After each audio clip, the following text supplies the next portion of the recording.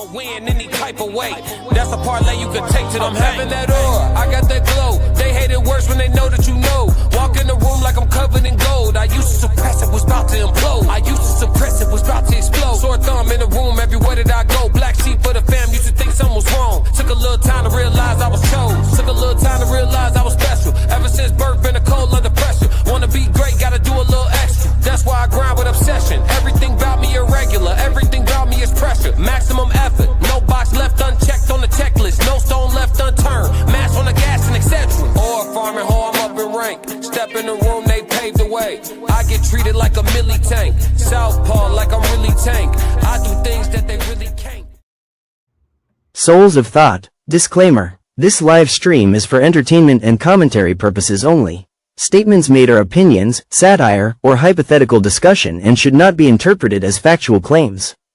We are not journalists, attorneys, or professionals. We are reacting to publicly available information. No statements should be construed as accusations or assertions of wrongdoing. By viewing this content, you acknowledge that you are responsible for your own interpretations. Viewer discretion is advised. Yeah, we are 4 days away from Chicago. Are y'all ready? Yes, ma'am. Yes, ma'am. I am ready. What's good, YouTube? It's your girl, Soft Rain, and we are your no middleman panel. What's up, Souls and Plug? How y'all doing tonight? Living a dream. We ready. Yes, we are ready. 4 days away. We hope everybody can go ahead and come on up and see us on Friday, February 13th at the Q Bar at Darien, Illinois, right outside of Chicago. We are ready. I'm excited. I'm excited to see Classic perform. I'm excited for the conversations we're going to be having. Tickets are limited. They are flying off the shelf. Go ahead and get your ticket because you might not be able to get in. Might not. You can go ahead and get it now. Guarantee your spot. So, but yeah, I'm super excited. We want to welcome everybody in. Jen, I see is in here, and Sko is in here. Hey, Jen. I am so ready. I'm excited, y'all. I'm so excited. Big Sko in the building. Shout out to whoever Stephanie Dixon is, though. Oh, Stephanie, yeah, for real, for real. She bought 6 tickets the other day, man. Shout out to Stephanie. Yes. Hopefully you listen to the live shows, and hopefully you watching tonight. We appreciate everybody who's supporting, man. They're buying up quickly. Who is the young lady that we needed? Is somebody Mode or Culture? I don't know her real name, but it's Mode or Culture. She has been in our lives. She won the ticket. If you need to claim your ticket now, make sure you email us at the Raw Society Coalition at gmail.com with your information so we can make sure we get that ticket to you. And just to let you guys know, Classic said it on his live. Our second stop will be Georgia. We're going to be in the Columbus, Georgia area. So that's going to be right up your alley, Chanel. Make sure you drive on Georgia. Yeah. Good peach state, you know what I mean? Mm-hmm. Make sure everybody roll in that thing, man. We got 41 people currently watching. Make sure y'all hit that like button. Make sure you subscribe. We got a good show for y'all today. But as we normally do, we're going to start off with a little music from our boy. Y'all get to see him live. Make sure y'all go watch his promo when him doing his little rehearsal. On Instagram. Yeah. Make sure y'all go watch that, man. Super ready, man. They see my boy. He had a great show today, too. Great show. Yeah, really. He was talking about exactly what Plug was talking about at the crib last night. That was crazy, dog. As soon as I tapped in, I was like, bro, we were just talking about this. Plug was heading out the door and started talking about it. And I'm like, Classic talking about that today. So that's crazy. Yeah. We got people in the building. Welcome in, Mr. G 672. Yo, what's good? What's good? Make sure you listen to that live show. We're gonna play a little music, let everybody get in this thing, and here we go. Are you making another beat, Daddy? And Genius is my dad. Classic. Oh, we talk about money. Get money. Let's talk about it. My money look different now. When I talk about 50, used to be $50. I'm talking about 50,000. Gotta move a little different. Yeah. My maneuvers is in and out. Ain't trying to get spotted at all. Too introvert to be in the crowd. Real life. I'm low key at the Coach store buying plain Janes, no logos. When you spend as much time on the boat as I do, you ain't really got a showboat. I got my own brand, wear my own clothes. You would swear to God I got it out of Soho. I had a baddie, made me think about a ring, but I seen with the ring did the Frodo. I be in New York, thought I meant wifey. Clown ate the food off my fork, and he a pig. Class is a vegan. No, I ain't pulling no pork. Play with my heart, not with my pockets. I doubled the score. Do you watch Fox? National TV. That was the start of much more. Envy me, envy me. I make my enemies wish that we had a rapport. You thought I wouldn't be nothing. It's a little different when I got the keys to the door. Talking your trash, wherever you at. Me, I just point to the board, telling your stories. At the barbershop, talking about how we used to be. We talking about money? Let's talk about it. My money look different now. When I talk about 50, used to be $50. I'm talking about 50,000. Gotta move a little different. My maneuvers is in and out. Ain't trying to get spotted. Too introvert to be in the crowd. What we talking about money? Let's talk about. What we talking about cars? What we talking about women? What we traveling abroad? What we talking? What we talking about? What we talking? What we talking? What we talking? What we talking? What we talking? What we talking? What we talking? I'm low key at the airport, about to catch a flight to Miami. To catch a boat to Aruba. Wish I was lying, but I'm being candid. Sipping margaritas on the hammock. Half naked women making my sandwich. And fruit smoothies with extra strawberries. I feel like she want my banana. Asked if I'm different, I showed her the answers. Ocean views, meditation with candles. Connect with nature, then do it like the animals. Gripping her hips, I treat them like handlebars. I ain't touched the M yet. I'm hearing these rappers, damn, I'm living like them. There's winners, there's losers. I think that it's clear. I'm choosing my side of the fence. No lying my truth. Ain't no could've been me. Nah, it could've been you. They tell you take 5. You would take 6. Too many breaks in your moves. You wake up a mind. You make hella moves, but everything fake that you do. Predators prey, and then they go hunt. You only pray. You we talk about money? Let's talk about my money look different. Classic. So that's our boy Classic B Class with what we talking about. Great music from B Class, man. Again, y'all know Super Chats will get you that B Class music up to the front. But we got a good show for y'all, man. We got a very, very good show for y'all here on the No Middleman, as we always do. Like Classic say, he the best. What he say? He's the best morning time, midday show. Daytime, midday show. Yeah, all that together. Yeah, we the best night show out there, y'all. We the best night show in the building. We coming to y'all a little earlier than normal, but we trying to get y'all this content tonight. Make sure y'all tune in. We got some real good topics, man. Hopefully everybody come in here. Money Rule 55, shout out to you. He said, flow tight. Them bars aren't hidden though. It's okay. Oh, I beg to differ. It's okay. We don't argue. We don't argue with talent. We don't argue with talent. What's up, TNN? He said, let's talk about money. Yeah. Yeah. My money is 50 now, but I'm talking about 50. Yeah. I'm talking about 50,000. Yes, run them lights up, y'all. If it wasn't no haters out there, we wouldn't have stars. So, Class, man. He said you're at the top with Drake and Kendrick Lamar. Yes, sir.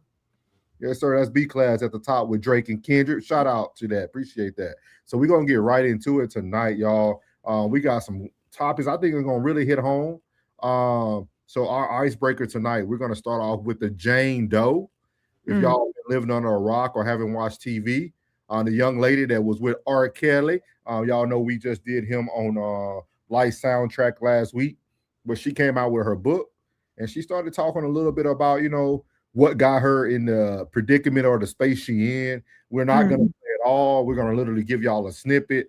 Hopefully y'all watch it all. If not, you can go and watch the whole interview on CBS Morning. But I wanted to start at a certain point because she starts to talk about like the behaviors and things of that nature. But I want to hear y'all thoughts on like how do y'all feel about some of the things she's going to say. Kind of caught me off guard a little bit. So I'm going to let you guys listen. And y'all in the chat, make sure y'all chime in. So icebreaker, John Doe, here we go.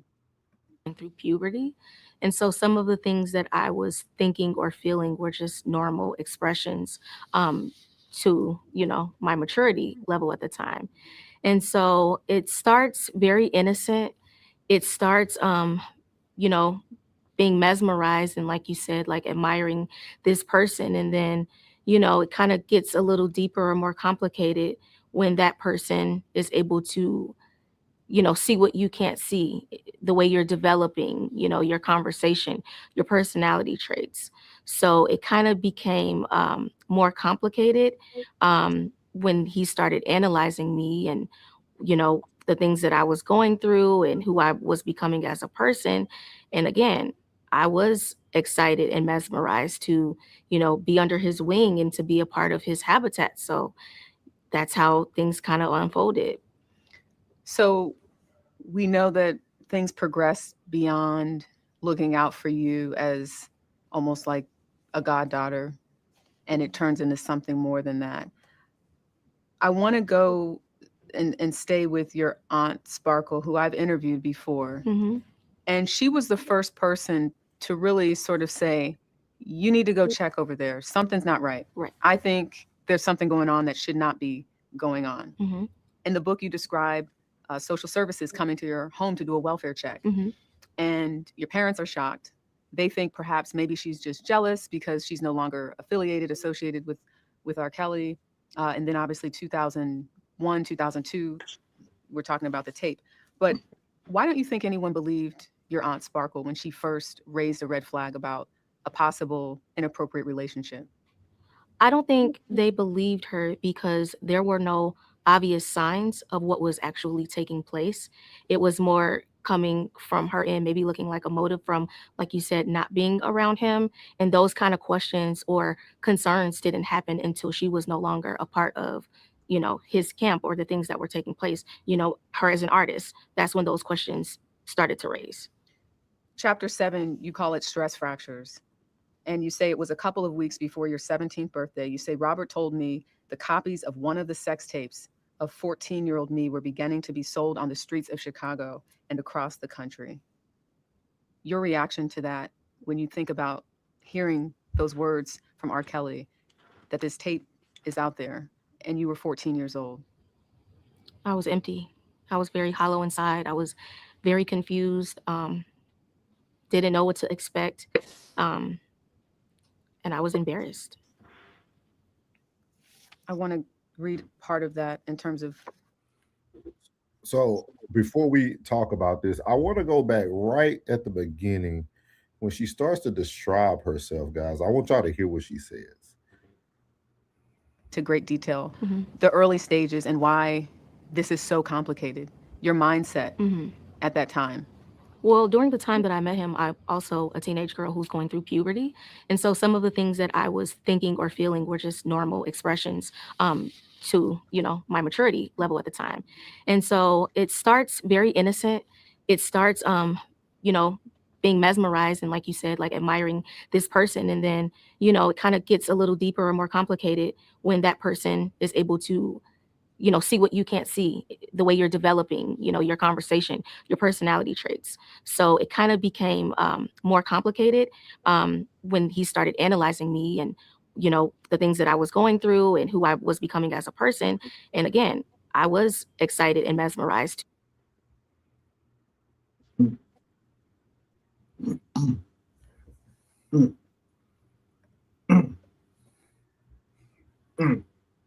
Gotta let Rain go first. I was excited and mesmerized. Excited and mesmerized. Go ahead, Ray. I mean, at 14, you need me to give you a lead in? yeah, lead me and see what direction we're going in. I mean, because it could be unpacked in several different ways. You know what I'm saying? They like to even to get me caught up. No, so because I was, when she was talking, I was taking myself back when I was 14. So yeah, tell me which way. So multiple times in the first probably 5 to 10 minutes of this interview, she talks multiple times about being mesmerized, about who wouldn't want the opportunity to be in this situation. She talked with a lot. Now she could be older now and just these are her thoughts now. So I don't want to. I'm not saying I'm not here to judge. I'm just saying she was speaking like a person who kind of knew where she was, but then also somebody told you that a tape was released. Why not leave at that moment? Right. Like, why not? You said you kind of. How many years has it been? How many years has it been? 26. Yeah, 26 years. Why not? Okay. I'm not denying the fact of what happened to her. Okay, it is what it is. That it happened. Was it wrong? Absolutely. The tape and everything else along with it. Absolutely. My question is always, and I'm not bashing any women or anything like that. Why now?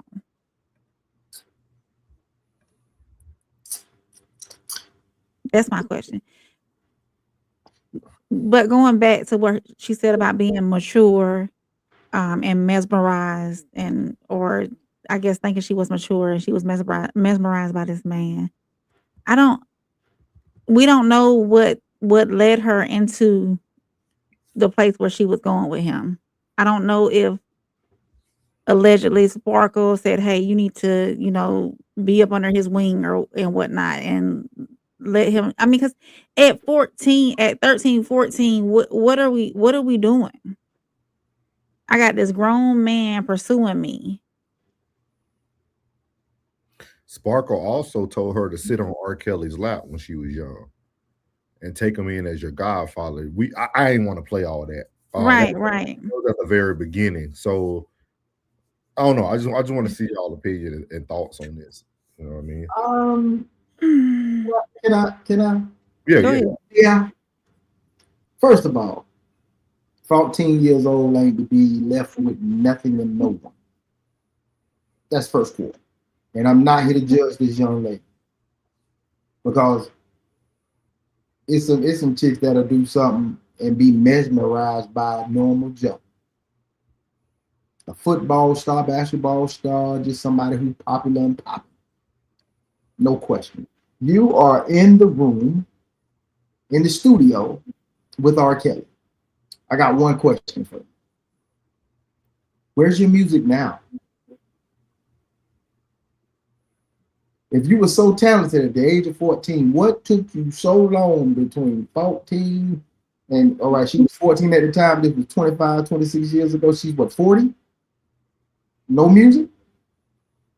Okay, so if there was no parental guidance, that girl was sold into slave trade, in my opinion, allegedly. That's what Tonda, so appreciate that.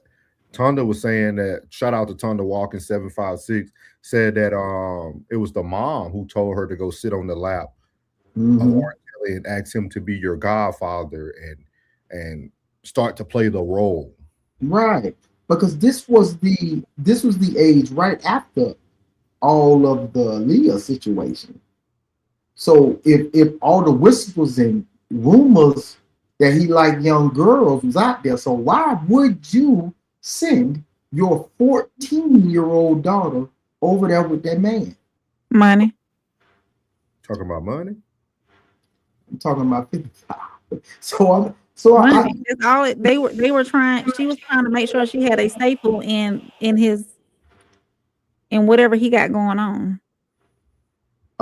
At 14, I could say, she said, because at 14 I was scared of the opposite sex. I was taught they only want one thing. Yes. Yeah. At 12. Definitely agree. Definitely agree. I'm talking about 12, lovely. Hey, I'm telling you. I didn't want to be alone with around no dudes when I was that age. Hey, make it make sense. You gotta make it make sense, dog. Like, this is what I've been saying from the get-go. Like, I understand why Robert Kelly is behind bars. I get it from a legality standpoint. But I guarantee it should be a lot of moms in the female prison on the other side of that camp. For real. So they allowed it. For like, real. I won't ever understand. I won't ever be able to wrap my head around how we can hear all these stories of mothers grooming their daughters to then fall to the vices of this man. You know what I mean? Like, that's crazy. When it comes to adolescent teens, when it comes to 10, 11, 12, 13, 14-year-olds, even 15-year-olds, our parentals have control over our life for the most part. Now, I'm not saying, sometimes because you do have some of these other cases where the parents are not in control. The parents don't even want to parent, but if they have reins on them, no pun intended, they're supposed to have reins on their kids. There's no way I would have let my 14-year-old daughter be around that grown man. Period. Let my sister, I don't care. Man, I was rolling and controlling the house with my little sister, tower like 22. Come over there. Who over here? Get out of here, boy. I love. We got one of the best chats in the world. I love people who got all the details. Yeah. Honda said Kelly was sleeping with Sparkle and Roshonda mom. Ooh. I'm pretty sure Kelly could have got anybody. And he don't have a parole date, so they gave him 30 years for racketeering and sex trafficking. How did he even fall in that? That's what cocky. Yeah, like after all the stuff we learned with the Diddy case, like that don't even sound right at all, bro. I need to go back and watch that series they did about him. Yeah, I watched it, but I don't remember details. So. He's not eligible for parole at all. He'll be 78 years old once he gets out. Jesus. That's it ain't gonna be working no more. Oh, I got paperwork. Okay, we got somebody official in this thing. All right, then, Thunder. All right, shoot. I'm about to give you the link. Pull up. Thunder. Yeah. You want to come up, Tony, real quick? Give your spiel for the icebreaker before we move on tonight. Let us know. This is diabolical, man. What happened to him? You know what I'm saying? Outside of this has been going on for years, y'all. I mean, I want y'all to know. I don't want nobody to be acting like they so appalled, and you know, like you had to be one of the greenest dudes in the neighborhood if you had no clue that this was going on when you was in middle school, when you was in high school. The local boy. You know what I'm saying? Even the barber, man, anybody was up on that. Everybody was doing that, man. Come on, man. Everybody was making songs about she was 17 and they was 23. Come on, man. It was going down, man. It goes down. And I'm not saying that these young ladies ain't fast and flip. Y'all got to know these girls, they fast and flip, bro. You know what I'm saying? Opportunity to roll in a Benz and roll in a Crooked L and roll in a Maybach. Kelly was stupid rich.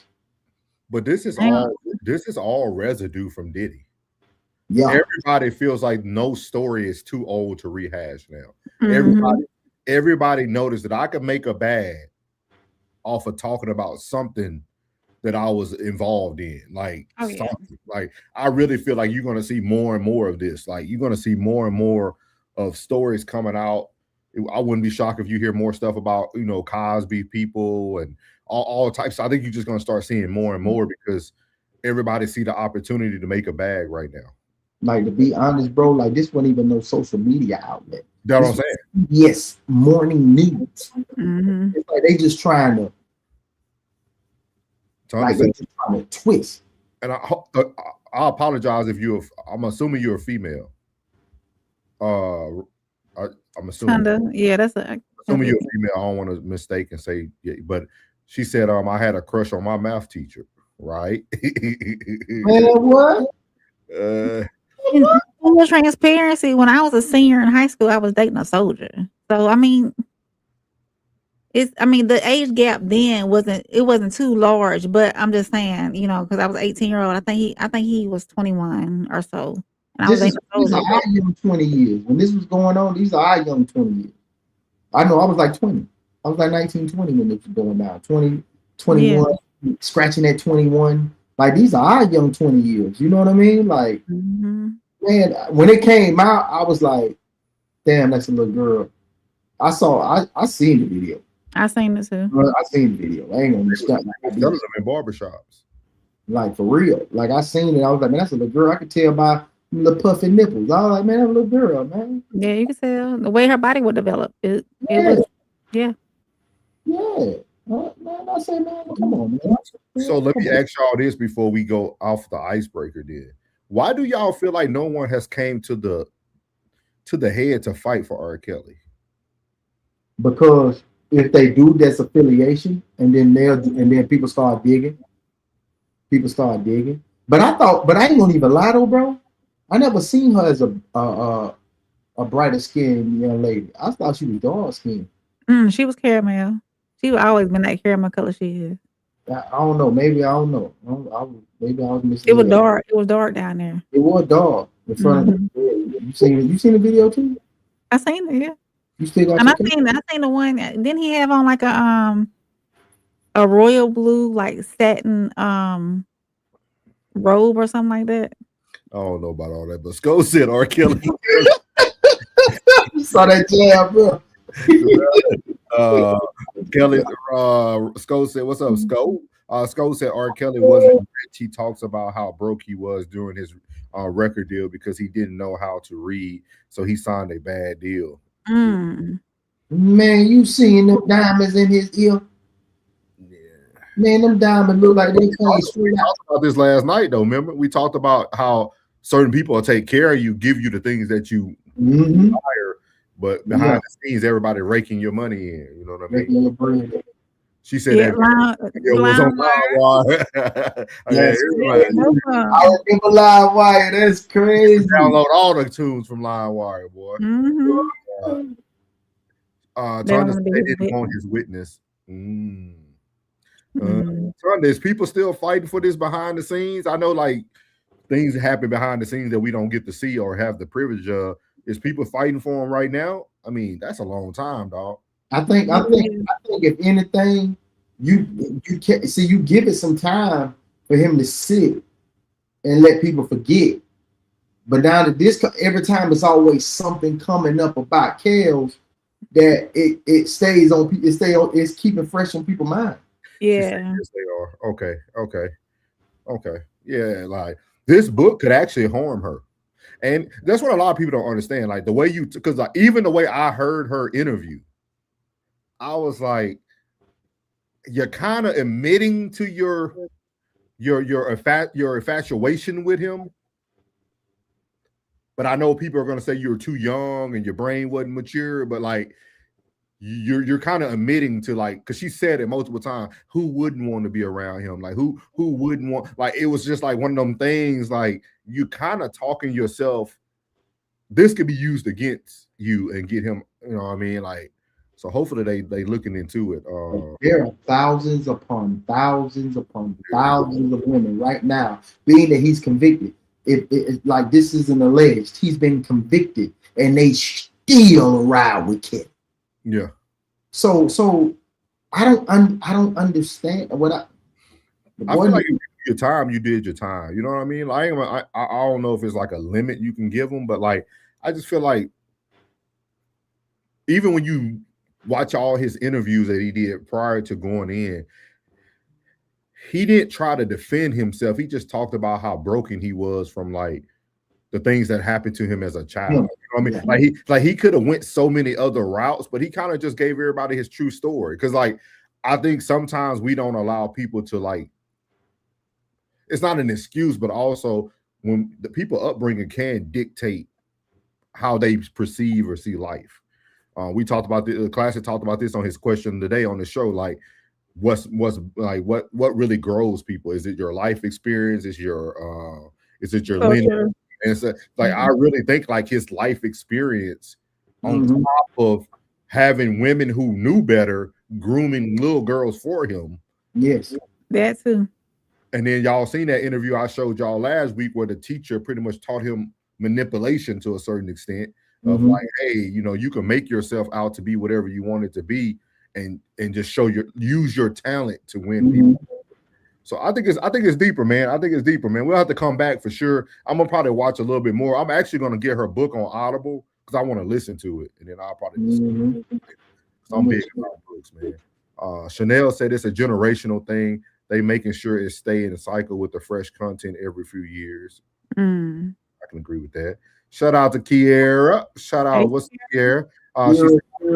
She said, I remember in high school, the girls always used to brag about dating guys that already graduated.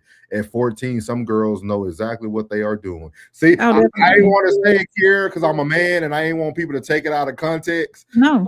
I'm glad that a woman said it first because I didn't want to be that guy. But when I watched that interview, I was like, you're kind of admitting some understanding of what was going on. Like you said, like your mom told you to sit on his lap. Like, be real. Let's be real on the soul. Man, them same girls that I was talking about in the comment in the chat that was saying that they when you approach them, I got a boyfriend. What move? You know what I'm saying? Like, come on, man. They knew what was popping, man. Come on, man. He said, my thing is New York. He still has cases pending in Chicago and Atlanta. Shoot. And see, my thing too is at 14, when that video happened, You got to know that it's not right to let someone stand over top of you and just release themselves on top of you. Thank you for clean Yeah. verbs. Thank you, man. Yeah, appreciate you, but y'all ain't me, and y'all don't know what that is.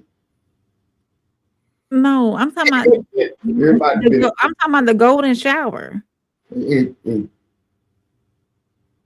At 14, I'm just gonna lay there and let somebody do that to me.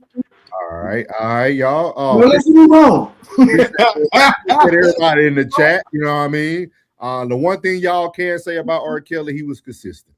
He was consistent in all the things that he did. And it's another person who's been very consistent. He talks about his consistency also equals equity. We're gonna go over here to Joe Budden's with Shannon Sharp. Great interview. Great interview. Like, I literally had over 15 things written in my phone while I was watching it. But we're just going to stick to some parts that kind of relate to what we do every day here while we're creating content and those things of that nature. So y'all about to hear Shannon Sharp ask Joe Budden a question, and he kind of talks about, like, what keeps people in the game, like what really happens to people and things of that nature. So we'll play a little bit of this and we'll kind of talk about it, because a lot of this stuff that we're going to talk about tonight is going on even within RSC, even within content creation, like rebranding, what's going on, all types of stuff. So it's pretty unique. So here we go. They ain't wasting no time with it. Long before Netflix, some of the shows that would pop up on these streaming apps, television shows, would be modeled or based around a podcast. Right. I can't tell you how many times on Hulu it would say inspired by this podcast, or it would start with a podcaster. So it was broad, and television shows would even make mention of things that they would hear on the podcast. Right. But you're right. How it's looked at and what people get when they hear that word, it's still, because nobody really knows how anybody's getting paid from it. Right. I think that has a large part to do with it too. All you ever hear, I mean, today you hear all of these numbers. So people know that there's a way to get paid. Correct. But they can't figure out how. They don't really know how to get started. And then a lot of people just think, well, Joe Budden making 20 million. I should make at least 15. They don't understand. You didn't start out making 20 million. There is a gradual process, but everybody wants to skip the process. Not Joe. Everybody just wants to go straight to being the CEO. Don't nobody want to clean. Don't nobody want to work the desk job. Nobody wants to work the mailroom. And it's like, man, all you do is work. And so when they come, I'm sure you've heard it. They come to you, man, got this idea, want a podcast. I say, so how often you want to do it? Well, I just want to shoot like 10, 12 episodes a year. What? Yeah. And so you think that's going to work? You want 10 to 12 episodes a year, but you want how much? That part. How much money do you want for those 10 episodes? I'm like, bro. That's why I don't even know how to, like, give advice anymore, because and I do it week to week, different podcasts. Yeah. Call, and we have the talk. But sometimes those talks are a brother on episode 8 saying, well, where's the money at and how do I get paid? And I'm like, it may be a path for that, but that wasn't my way. No. I did this for years for free. A lot of that, I did this when a lot of the thoughts and ideas we had were way ahead of the technology, and we had to just wait for everybody to catch up. We had to wait for the ad agencies to catch up. We had to. So yeah, I don't know how to get paid by episode 8. I don't. Right. There is no money in episode 8, and because now everybody's starting to see there's a pathway. Everybody's getting in, and so it's becoming a very saturated market now. So you got to be really, really good. Now, look, if you're a big name, you know, if Denzel and Sam Jackson started a podcast, people are going to tune in at first. Now, the first 3 or 4 episodes, but then how can you keep them? Because that's the hard part, Joe, is getting people to listen. Man, Joe Budden, I'm going to see what Joe talking about. Can you get them to come back? Can you get them to come back again? Listen, we've seen a million A-list celebrities start podcasts or make the big podcast announcement or go get a big bag and never deliver an episode. Nope. Not a one. I've seen them get fired. I've seen them, they're not, to be a podcaster, still to be a podcaster. Like you could count on the Joe Budden podcast to drop twice a week, 52 weeks out the year. I'm gonna be there. Right. Some of them, you're not committed to it. Y'all are playing the headline game. You're playing the stock game. I had no intention of doing it. Especially when COVID came out, Joe. Oh my Lord. Because there was really nothing. The studios couldn't shoot, but we got to get something out. So as y'all see there, they were talking about pretty much consistency. Joe Budden was talking about a lot of people get into this whole content creation game. The part that really stood out to me before I let you both chime in on it was when he talked about that he was ahead of his time when it came to like content creation. And for everybody who's watching, I feel that Raw Society is ahead of our time. There's been a lot of other podcasts that have like pretty much took on our themes, our different topics that we try to do from a week-to-week basis. Like literally we see it all the time. And I always tell people, and Classic said it best when we were talking last week. He said, like, we are one of the few content pages or platforms you can come to, but everybody creates content on our team. Like there's not one person on Raw Society that doesn't have their own content. And you don't see that a lot when it comes to from other content creator teams, right? Like Joe Budden creates content, but all them, they're not creating content. They might go on other people's shows and talk now about the things that they are good at or the things that they like want to kind of do in the future, but they don't create their own content. I think the only one that created his own was when Mark Lamont came in on the and Flip. Yeah, Flip he used to create content as well, but even with Queen Flip stuff, he was just raging every episode doing stupid stuff, kind of like that's how he got on. That's how he got on. So what is y'all thoughts about that though? Like, do y'all feel that people lack the consistency to really understand what goes on? Because it was funny because for y'all who are watching tonight, a lot of people don't know, like, I've been doing this since like 2021, but it was only on Spotify. So it was no YouTube videos. I've been creating content just from my voice alone since 2021. So like, I always tell people, like, people think it happened overnight. They think you get monetized overnight. I mean, we literally watch Classic do it from the ground up, like 0 to 3 points. What did he do? Consistency. Yeah. You know what I mean? All the time. Even if it was just 1 or 2 people watching versus hundreds of people watching, he still did it. Nothing stopped him from doing it. So, and that's what it takes. And you're right.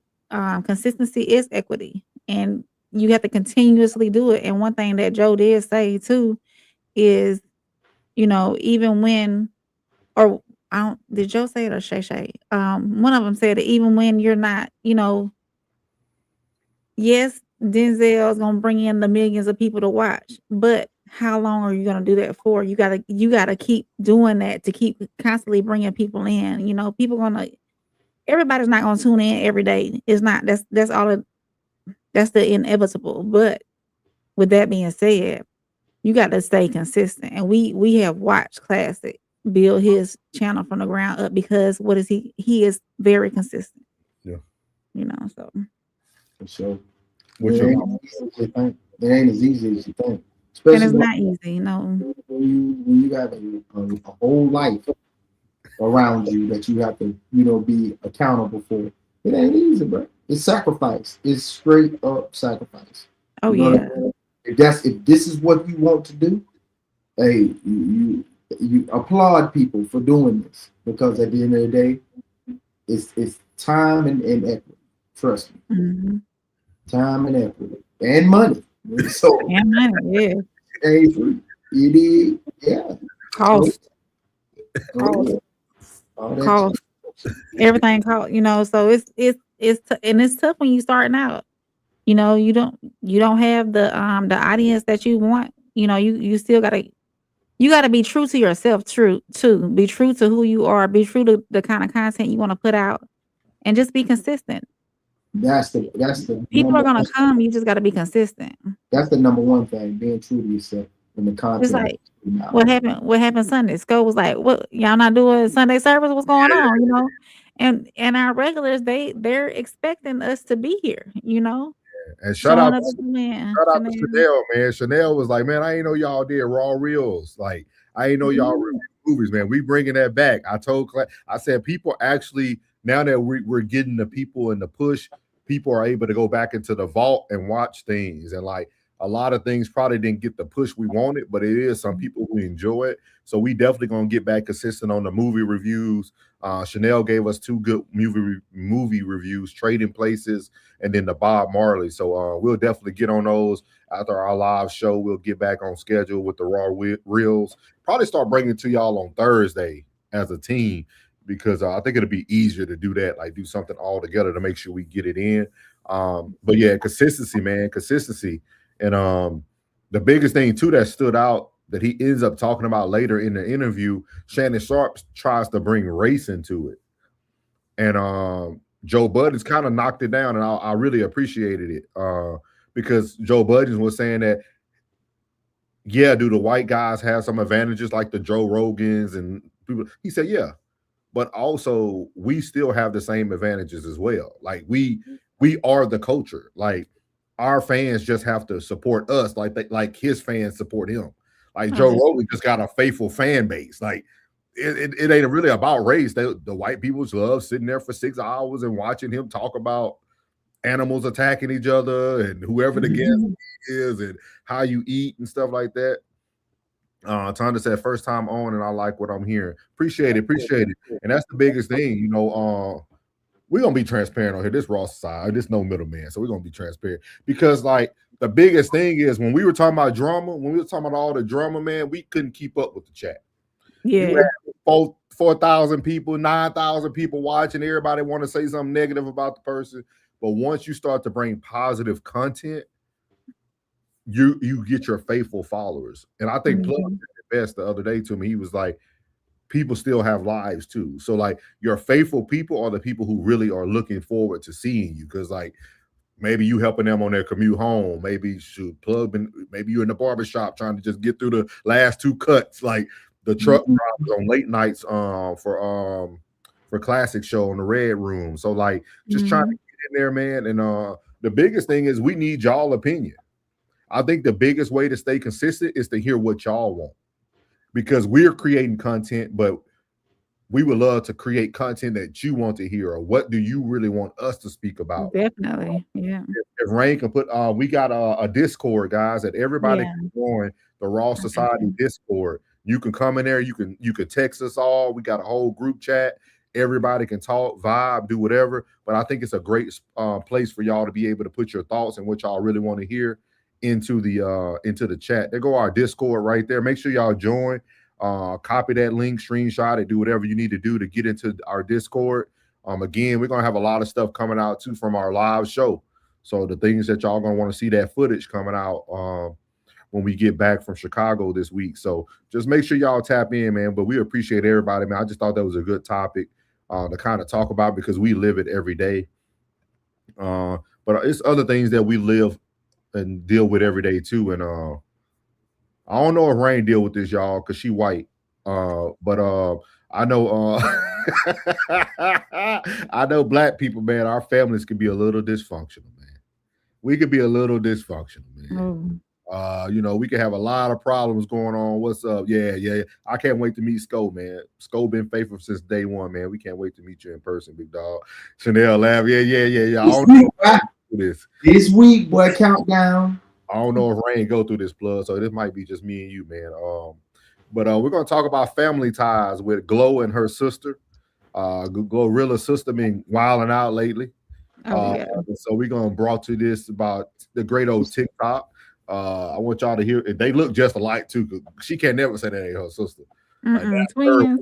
Yeah, they twins for real. So we're gonna play this clip of the sister talking about the things that are going on, and I want to hear everybody's opinion about this. So here we go. You ain't say none of this. Bitch, if all y'all hoes want to sit here talking about we were just together in July, let me tell you the backstory on that. My mama snuck me to the show. That's the first show I've been to since she didn't hit. Fuck y'all want to talk about some motherfucking man. I was at the show. I got snuck to the show. Fuck me and the fat bitch April. Oh God, we got snuck to that motherfucker. Y'all want to talk about motherfucker ain't obligated. How she not obligated to do shit for us if she on interviews telling folks Brett Roaches. She got Rambo motherfucking ass riding new Cadillacs and shit. Then he want to sit here and make a status and say some motherfucking, she went down. What y'all talking? Bro, who was homeless? Gloria was never homeless. Who was homeless? She was not homeless. Fuck, then y'all want to see her talk about some motherfucking, she bought my dad a motherfucking Jaguar just to look good, and that man broke as hell with a house full of roaches in South Haven. And yes, my mama still working at FedEx. Fuck, and for that not Marco, for that Tula bitch, ho, this ain't got shit to do with you. Don't be in the backup dancer, ho. Fuck, y'all sitting here trying to come to justify her. She got 10 siblings. 10 siblings. 10. Not 1, not 2, not 3, not 4, not 5. She has 10 siblings. An autistic sibling. Gloria has been on for 4 years. 4 years.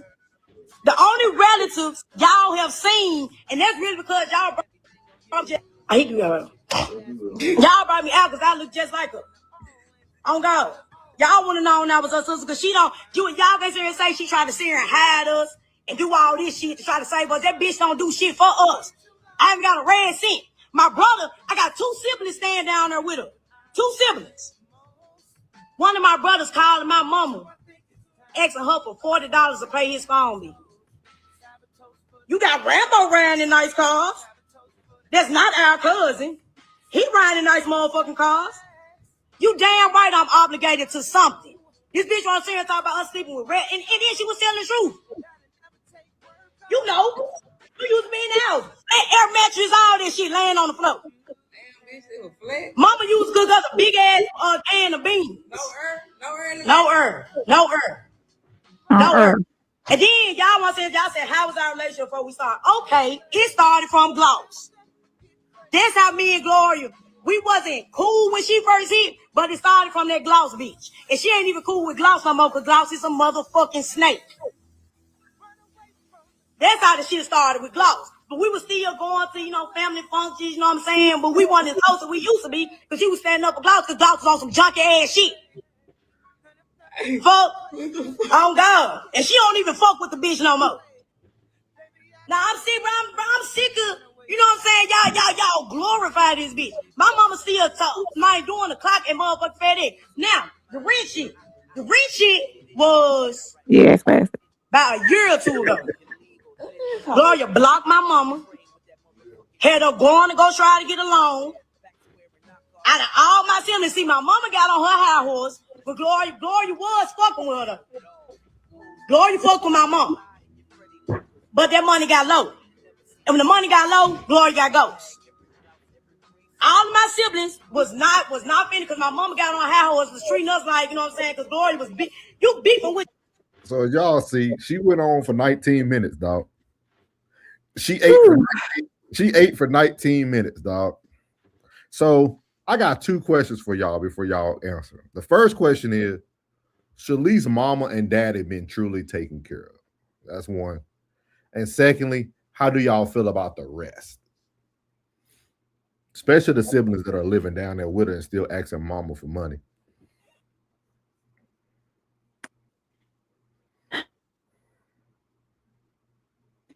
Her siblings are not her responsibility. Her family, I mean, I get that she's blown up and she's a millionaire now and whatnot. And yes, my thing is, if I'm going to be giving you money, why not work for me for it? Can I put you to work somehow? You be my security. You do something for me, and then, you say you just got a FedEx job. Your FedEx job, I could be paying you more than your FedEx job if you are my stylist, or you are making sure my day-to-day stuff gets done, assistant or something. I mean, I don't know. It's hard to continuously feel like you're a bank, even though you are a millionaire. Why do I have to keep dishing out my money? And what are you doing with your money? what are you doing with the money when I give it to you? Are you blowing it? Do you want to be flashy? Do you want to buy, these high dollar cars? What are you doing? So she was wrong when how she was going off though, but she was going off. Er, er.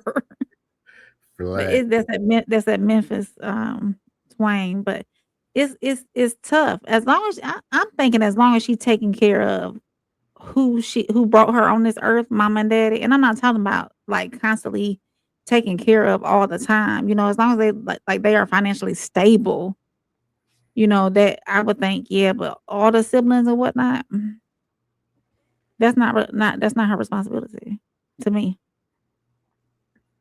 What you think, Plug? Plug on it. Man, fuck that pussy asshole. And I mean that. I ain't see you in the FNN, whatever the fuck nigga free video. Was you supporting them? Was you passing out CDs? I can't learn nothing from your ass. I cannot talk to you no more. Real shit. Was you promoting? Was you marketing? Were you standing behind your sister the whole ride? Probably not. Probably not. You probably weren't supporting the whole time. You probably didn't give a damn. You probably were talking bad about her, say she sounded like a boy. Girl, I ain't know you, bro. Probably didn't support shit. Now you want to reap the benefits of all the hard work your sister put in. Right. Huh? Where was you when she was in the drive-thru? Huh? If I go back on the TikToks, was you on the TikToks? Huh? The original TikToks, was you there? You probably didn't ride worth a damn. And now you want to reap the benefits. You want to reap the benefits of all that hard work and labor and all that sacrifice and all them fucking late nights. Was you in the studio? Huh? Do you still post her music? Huh? You think she don't go to your page to see if you posted something? Huh? No, you just got your hand out. It's 10 of you, mother? Really? And y'all still struggling? All y'all in the same house. All y'all grown. And y'all still struggling? What bills you pay at the crib? Or is mama still supporting you too at FedEx? You bullshit bitch, man. Go on, man. Hey, man, this for everybody, man, that put in hard work, man. And damn being a celebrity. Damn being a celebrity. Anybody that put in hard work, tell us, say, when they ask you for something, say, if the lender is working harder than the lendee, you don't lend shit. Exactly. Point blank, period. If you, all right, let's just say, ask us, say, sis, how many hours you put in a week? Ooh, girl. Sometimes we be in the studio from like 4 o'clock in the morning to 2 o'clock in the morning. We might be in the studio all night, all day. How long you work on your shift? Oh, I just did my 8. And bitch, get off my phone. We ain't got nothing to talk about. But do y'all feel this way because of the things that you have experienced in life? Like, do y'all think y'all would have a different outlook if like you didn't have like the life experiences that we all have had? No. Bro, I'm telling you, how about this? My brother got drafted in 1994. The year he left was the year I came into high school. We didn't request a damn thing from that man. We didn't even know what he had. We just know he got drafted. We just know he got drafted. We know what he had, what the contract was. That when I've been with the kids, I was 14 at the time. I'm a young man. I don't know what my brother had.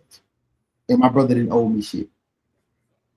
No, because it's not that your brother worked for Glow. She worked for this. She's traveling. She's doing shows. Being an artist and like people think it's easy. It's not.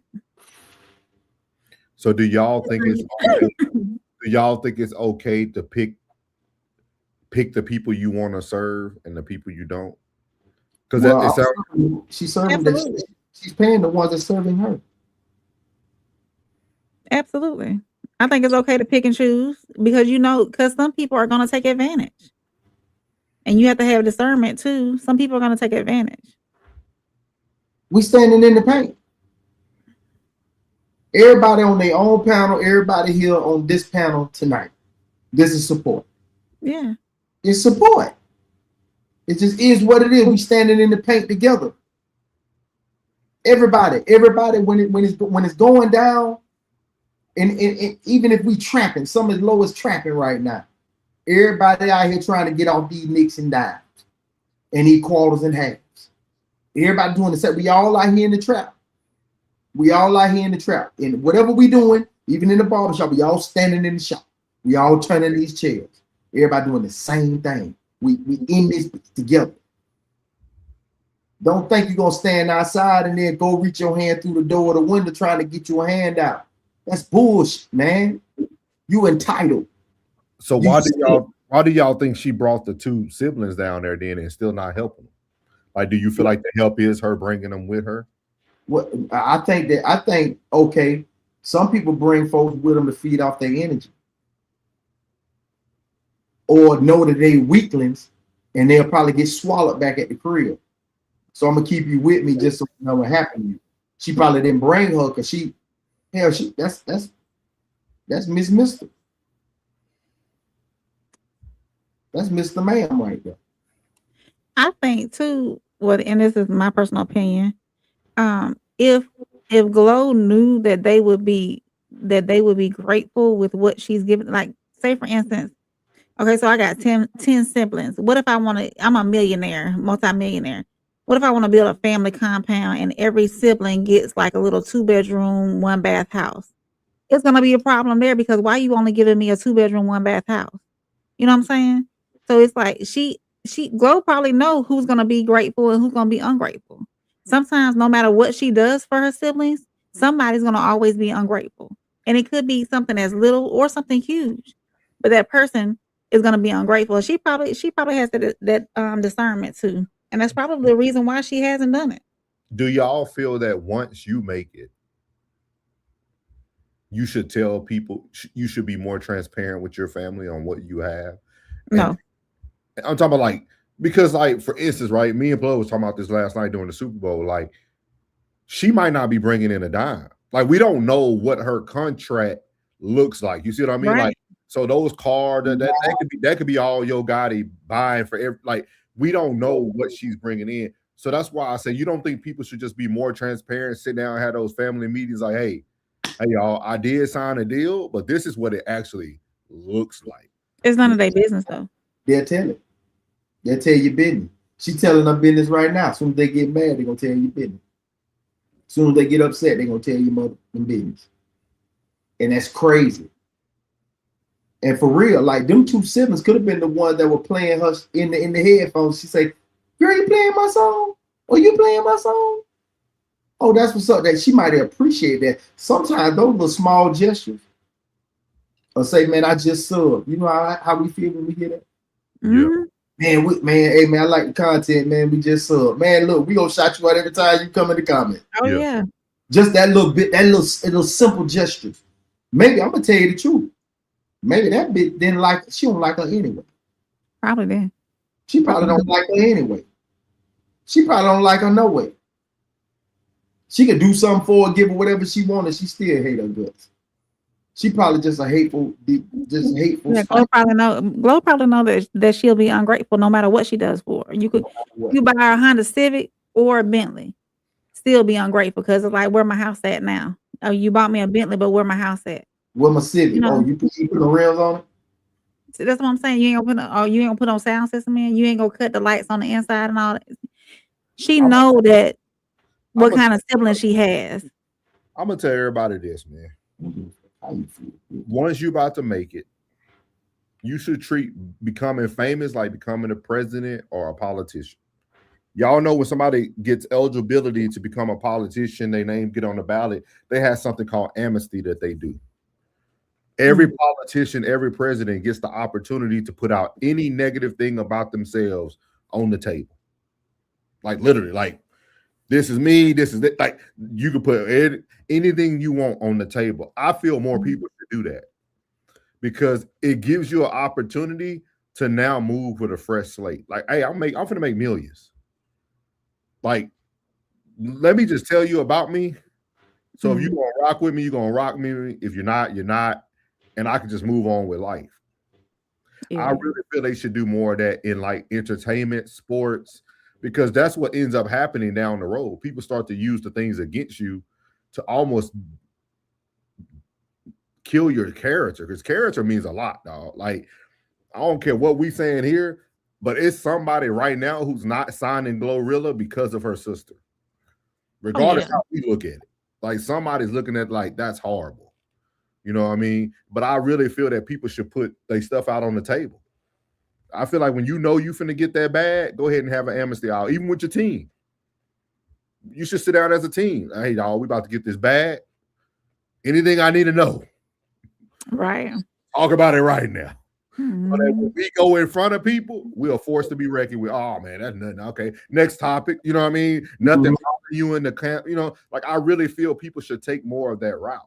You know what I mean? That's why when politicians run, they don't care about what those people spending $3 million for to put an ad out on TV. Yeah. You're right. I already noticed. Yeah.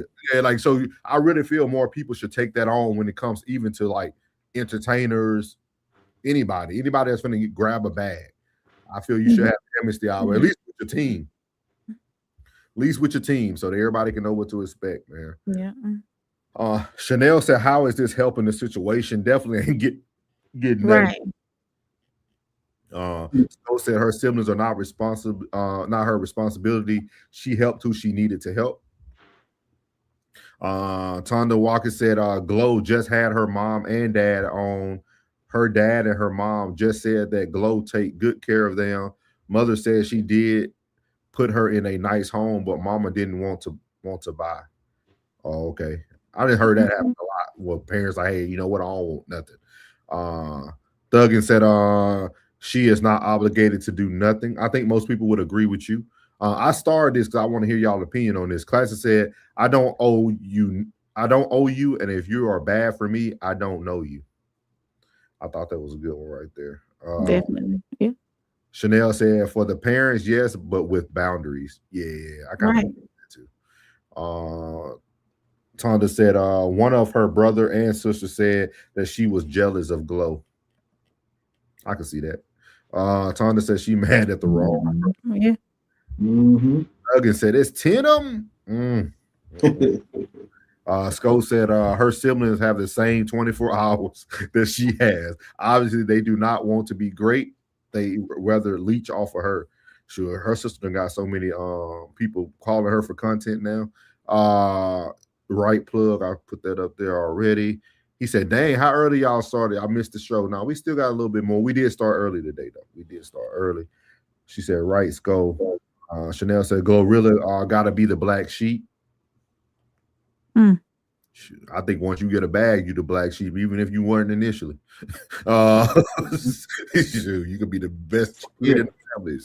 You get that bag, you become the black sheep. He said, oh, man, I missed the show. No, you ain't missed nothing. We got a lot more. We got a couple things to go. Tonda said, my son is a doctor in Houston, and I don't ask for anything, but he give me money every month. That's a good son right there. Oh, yeah, definitely. Take care of who brought you in this world. Kiara said, when people have that many kids, individual attention is almost impossible. That's how that creeps in, along with dysfunction, jealousy, competition, resentment, and unresolved anger. True. That's facts. True. Classic 333 for our boy Classic. They loved your song, Classic. We played the Money. They loved it, man. One dude said you up there with Kendrick and Drake.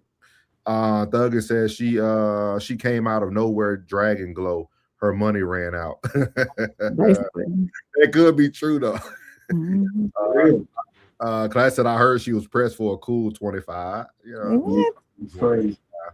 Tonda said that's what her brother and sis said when Glow had to perform at talent shows and other places. The mom and dad wasn't able to make it, but a couple of her friends was always there.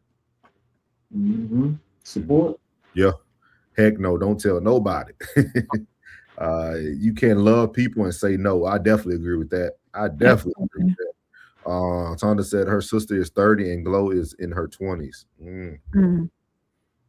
She said, I feel you. So they don't have anything to hold over your head. Yeah. Straight amnesty I want them. Kiara said it also looks as if the sister is trying to sell a story to the highest bidder. Baddies love hip hop. Loving hip hop. Oh yeah, that's what. Yeah, those reality shows. They might be trying to. Yeah. That live your truth. Nobody can use it against you. Can't expose authentic. Not sure what all that means, but shout out to had a lot of stuff right there. What's up, Tom? Tom in the building. You got wifey straight. Tom in the building. He said, respect and blessing souls of thought in the chat, family. Yes, sir. Tom in the building. All our Louisiana brethren in the house. Hey, bro, it's always that one sibling and family member that feels entitled. What's up with you, lady and gentlemen? What's good with our boy from Louisiana, man? What's up? Yes, sir. Yeah. Cause I said y'all play what song? It's the what are you talking about? I think that's what it's called. Hold on. No, don't get me wrong. What we talking is what we talking. They love it. Tom said Bro-Rilla really needs to buy a job. Plus, you didn't have a great relationship with your sister Glorilla. And if Bro-Rilla runs out of the buddy, Bro-Rilla. I like that one, Bro-Rilla. Bro-Rilla. Cool. Gratitude. Always, man. We told him, man, classic in the chat as always, man. Yeah. Y'all got anything else on that topic? No. We save the best for last, man. This segment right here gonna take us. It's gonna take us all the way home, man. This is our boy, man. Y'all know, talking about rebranding. The great Charleston White speaks on rebranding and more. We're gonna stop this a couple times. There's a few topics within this conversation that I really want to hit on, and I mean, it starts hot in the first minute and 4 seconds in, dog. Talks a lot, and he did a great job in this interview. I don't know if we're gonna get to it, but he actually talks about what he said about Charlie Kirk was all fake, but he wanted he would clickbait stuff like that. But here we go. Old Charleston White. He was on Tasha K show. And Charleston White is talking about rebranding, man. And I know Classic always says in the chat that everybody gets an opportunity to rebrand. You know what I mean, regardless of what happens. So we're gonna let him talk, and then we're gonna stop it. I want to talk about probably 3 different things within this. So probably another 30 minutes for y'all, another 30 to 35, and we'll get on out of here. So here we go. For me. Who? Say CTV or Danza? All them. All of them. Well, I'm trying to rebrand. Okay. I am going through a rebranding process. I have. I didn't know that. Yes, ma'am, I have. Okay. Yeah. And I could tell, now that I'm thinking about it, because I'm like, the winos, your interviews are really, really stick. Not that they didn't stick before, but I'm seeing people that, especially in my comment section, because we're a hard crowd. So y'all like the old Apollo. You would send me the same. Y'all like the old Apollo. Somebody asked me last night, will you host an Apollo show? Y'all like the old and Apollo. Let us go in. I said, nah, hell no. Y'all, these motherfuckers are sensitive these days. Y'all to make a motherfucker reconsider their purpose. But why the rebrand? The Charlie Kirk situation taught me a lot. Okay. Because I didn't mean nothing I said. I was just saying it to prove a point. And I was appeasing the crowd. And it cost me a lot. I was just starting to separate myself from the provocative things that I had said online during comedy. And so that gave too many people ammunition. There was a Twitter fan base, there was a Facebook fan base, that sought out every last one of my comedy shows and wrote directly to the club owners. And so they closed a lot of doors.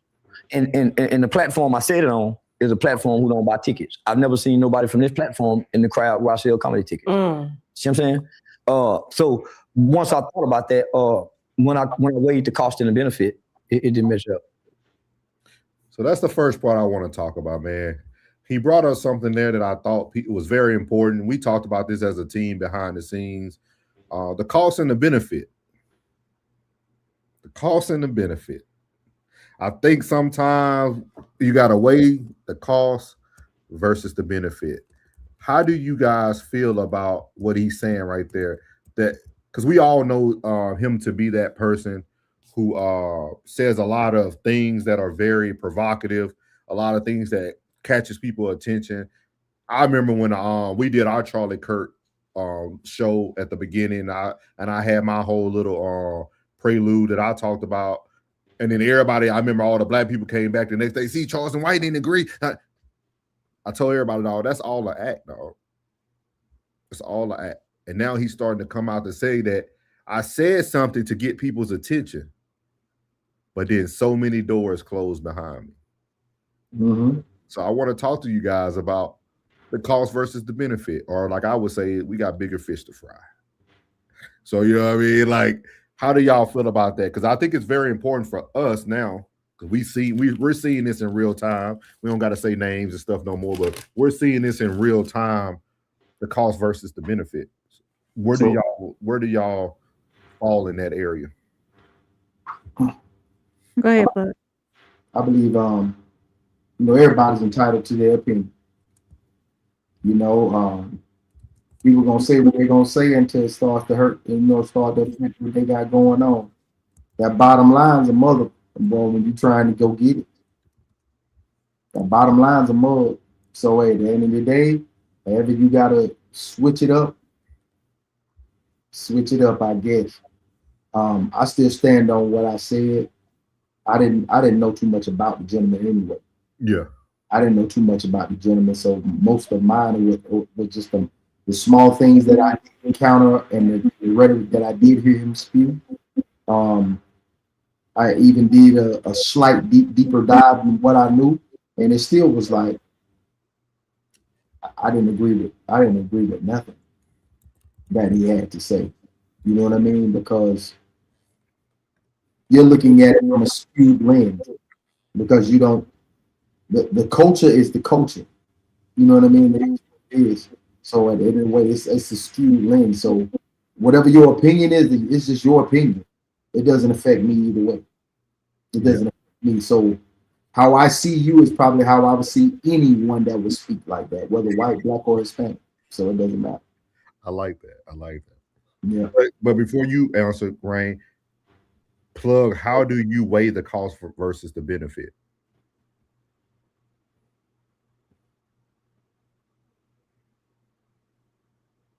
One more time. Because I want everybody to kind of see how we all think, right? Because I know we talked about it. We talked one-on-one a few nights ago, or like last week. Mm-hmm. So how do you? And it was a very good conversation. Like I don't think people understand it. It's a blessing to have people around you, dog, that will ignite conversations that need to happen to make sure that you're in the right mindset for yourself, but it benefits everybody. So, because it's funny, you did that plug, and then like 2 days later, me and Classic had the same conversation. So it was very unique. You ain't missed nothing, Rain. We ain't leaving you out. It was just a conversation. You ain't missed nothing. When y'all leave me out of conversation, like, no, that's man talk. So how do you, like, even in that scenario, right, that me and you talked about, right? How did you start to think about the cost versus the benefit? Like, what are you willing? How do Plug know what he's willing to lose to gain? Got to go back to 2K on that. You know what I'm saying? That integrity is a mug. You know what I'm saying? That integrity is a mug. And even being, associated with certain things, damn, bro.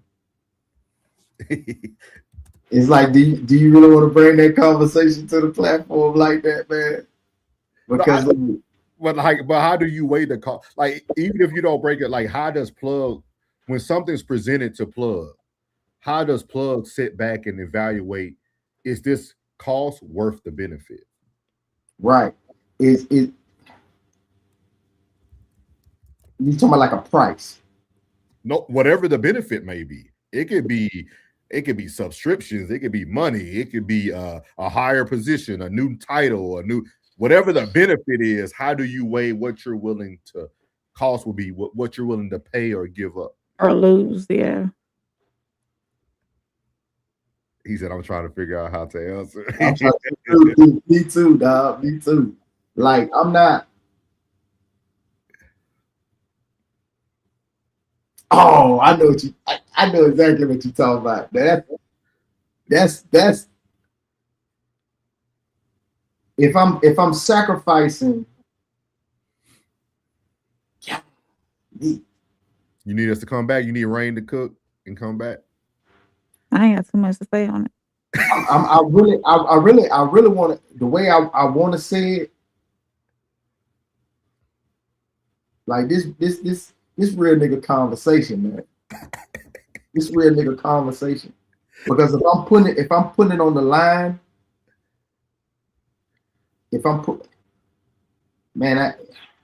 we'll come back. We'll come back to it. We'll come back because I don't want. I think everybody right now is thinking monetarily when it comes. Yeah, I'm not thinking monetary. Yeah, I'm thinking I'm thinking lose a sense of self to where I'm put in the box to where I can't do me. I can't. Right. I can't. I'm not that money. No, I'm not, dog. I'm not. Because when you think about it, bro, it's like it's a deeper question. It's a deeper question, bro, and like that's like when we had that conversation, that was you and me, and it was like, you know what I'm saying? Like we really like, I'm not putting myself on nothing that's gonna compromise me, man. Yeah, like, as an individual. And if I am leaving what I'm leaving, it's gotta make sense. So it's gotta make sense. And it's not. He said nobody bigger than. Oh, this must be somebody that watch your content. No, that's probably count. Yeah, he said nobody bigger than the program. that's you know what I mean? Like I've been in a situation where it was money getting situations, and I sacrificed myself for the sake of my family. And I'm not ever willing to sacrifice my happiness for any dollar amount. Because if I ain't happy getting it, it ain't worth me getting it, man. It ain't worth me getting, man. It ain't worth me getting. I'm not. I like being jovial. I like being positive, vibrating high. I'm not gonna sacrifice that just for no dollar amount, man. You know what I'm saying? Because man, what I do brings me joy, and it does bring me revenue. You know what I mean? So no, like, yeah, go ahead. I would never want to lose myself or be to a point to where I had to suppress who I am. As far as that cost goes. But I will say cancel culture is heavy. And when you get that wave of people who are like that's what he's describing. Cancel culture, because of what he did or what he said about Charlie Kirk. That wave came in and all those benefits that he was getting ready to benefit on all those shows that he was doing, it canceled, you know. And I did see where Classic said you can always rebrand, but I feel with that being said that you still are canceled. You still won't have those people. Now you can probably bring in new people, but you won't have those same people you had before that canceled you. But you know that's fuckery, though. That's fuckery, Rain. Because how can this man say what he want to say? But then you say what you want to say about what he said or who he is, and then they want to cancel you. No one cancels him for him saying for what he wanted to say. I understand where you're coming from, but you know what I mean? Like that's a double-edged sword. How the hell you gonna tell me, okay, this man can say whatever he want to say? Then I turn around and say what I want to say, and you didn't cancel him, so why are you trying to cancel me? You giving him the freedom to speak how he wants to speak. So when I speak about him in the way I want to speak, you want to cancel me? That's weird, man. Yes, I want to give y'all some things to think about as we discuss. We're gonna loop it all in. It's some good topics in there, I'm telling y'all. But when you had to talk to the chat, it says on the cost of words. So like cost, the words that when you put cost versus benefit, the words that comes up is under cost could be misinterpretation, emotional escalation, credibility drained, Relationship. It says relationship debt, energy spent. Like, so when you think about the cost of something, you know, does it cause you to be misinterpreted? Does it cause you to get out of character when it talks about emotional escalation? Your credibility drained, taking away your credibility, your relationship debt, long lingering things that can affect your relationships down the road, and then energy spent, and then benefits. The words that they pulled up that falls under it is clarity, alignment, influence, connection, and leadership. So when you think about those words, like, that's what I truly think about when I think about like cost versus benefit. Like, anybody who watch Sunday service, anybody who watch a lot of our content, I always talk about just your character will perceive you. If I make any decision that I feel that my character is now going to be in question, it's not worth the benefit. Mm-hmm. Like, I think a lot of people, you know, we talk about the Bible here and there, but I really take that to heart when Jesus used to ask people, who do they say I am? Mm-hmm. How many people can walk into a room and say that? Hey, sometimes, man, when we be speaking, bro, I gotta be dead honest with you, bro. Sometimes I don't think I'll look at me crazy, but I be speaking in the spirit, but sometimes that word be for you, man. So like, for real, bro, like, I promise you, dog, like, sometimes, like, I spit it and it be completely left my whole body. Like, it's gone. Man. Oh yeah, that makes sense. Yeah. I feel like most conversations that you have, that people have, that are like very intimate conversations, are only meant for those people. Man. And it come from I promise you, man, like it comes from a very loving place, bro. I promise you that, man. So if it do come up, you know what I'm saying? Like, it just happened to pop up out the blue like the baby in the cake. That is great. Plug cut into his first ever king cake. We had some king cake yesterday for y'all who don't know about Mardi Gras in Louisiana. And you had to see it. You had to see it. He literally, he cut the smallest piece possible. The nigga got the baby. I said, what is the odds of this, dog? Like, what is the odds of this, man? That's good spirit, man. That's good energy, man. Man, now you got Chanel getting emotional down there.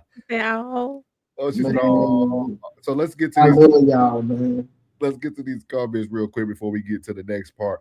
I'm telling you, this last segment gonna be deep, y'all. It's some good stuff here, man. Sco said, when I'm rich, my siblings will be get no more than 25,000. What they do with that is on them. If I give them that much, I don't blame you. Give them a limit and let them go. Tonda said, even when he was younger, he was outspoken. Yeah, Charleston White always been outspoken. Tom said, rebranding gives people that took the opportunity to listen amber opportunity to work. I mean, he meant ample opportunity to work on their failure so they can have a redemption song. I agree. He's been saying that. Tom said, tell me what he's saying. 15 minutes of fame ain't worth looking crazy when you look in the mirror at the end of the day. For real. Yeah. I'm gonna tell you something though, Tom, to kind of speak on that. He didn't look crazy at the end of the day when he looked at himself. Charleston didn't understand that our people don't have the intelligence to really understand what he's saying. He is starting to realize something that I realized when we first started creating content, that like, I know that a lot of my stuff is going to go over people's head. Like, the way I think, the way I talk, the way I discuss certain topics, I know that there's going to be a handful of people at that moment that get it. You'll have to rewatch it to finally get it. I remember the one guy that was on our live one day, he said, man, I finally get what you're saying. Like, a lot of this stuff, people don't have the intelligence to really think as deep as Charleston, and they really haven't followed a lot of his content. So they only see those snippets that go viral. But when you watch the content, you don't really get to see the man, you get to see the character. So that's why I always say your character will perceive you. Chanel said, I'm interested what DH is trying to rebrand. I'm assuming he's talking about DL Hughley. He already what the hell? Okay, my bad. You see who I don't curse enough, Chanel, so that went over my head. What the hell he trying to rebrand? He already said too much. He said a lot. Yeah. Classic said you can always rebrand. He said cause to benefit in what way? I need an example. See, I ain't giving y'all all these examples. I need to just hear you from your heart. Class said I'm trying to figure out how to answer. Tom said it could be a Stephen A. snitch. Do you will compromise your own people for the money? That's a great example. Nah, I don't agree with that, Ty. I ain't gonna get in there tonight. I don't think Stephen A. Smith is. Nah, I don't think. Just for the chat, Stephen A. has a debate show. So whenever there's a topic that comes up, he's either protagonist or antagonist. So if somebody takes the protagonist approach, he has to take the antagonist approach. It's a debate show. I know most people think that it's just a show and they just spewing their opinions or whatever, but it's a debate show. So if like even Souls, I'll be like, remember if y'all watched the episode, I'll be like, I'm gonna see if he's gonna take the antagonist on this one. You know what I'm saying? Because we're waiting to see. You know what I'm saying? Because he has to. If somebody gives a view on this side, he has to give a view on the other side to make you think. Yeah. Soul's got to make you think. It's soul's a thought, damn it. Gladys said, he said, I'm all about residuals. Y'all, I'm sorry, my speech is horrible. Me and April. Residuals. You know, she my buddy on the bad speech.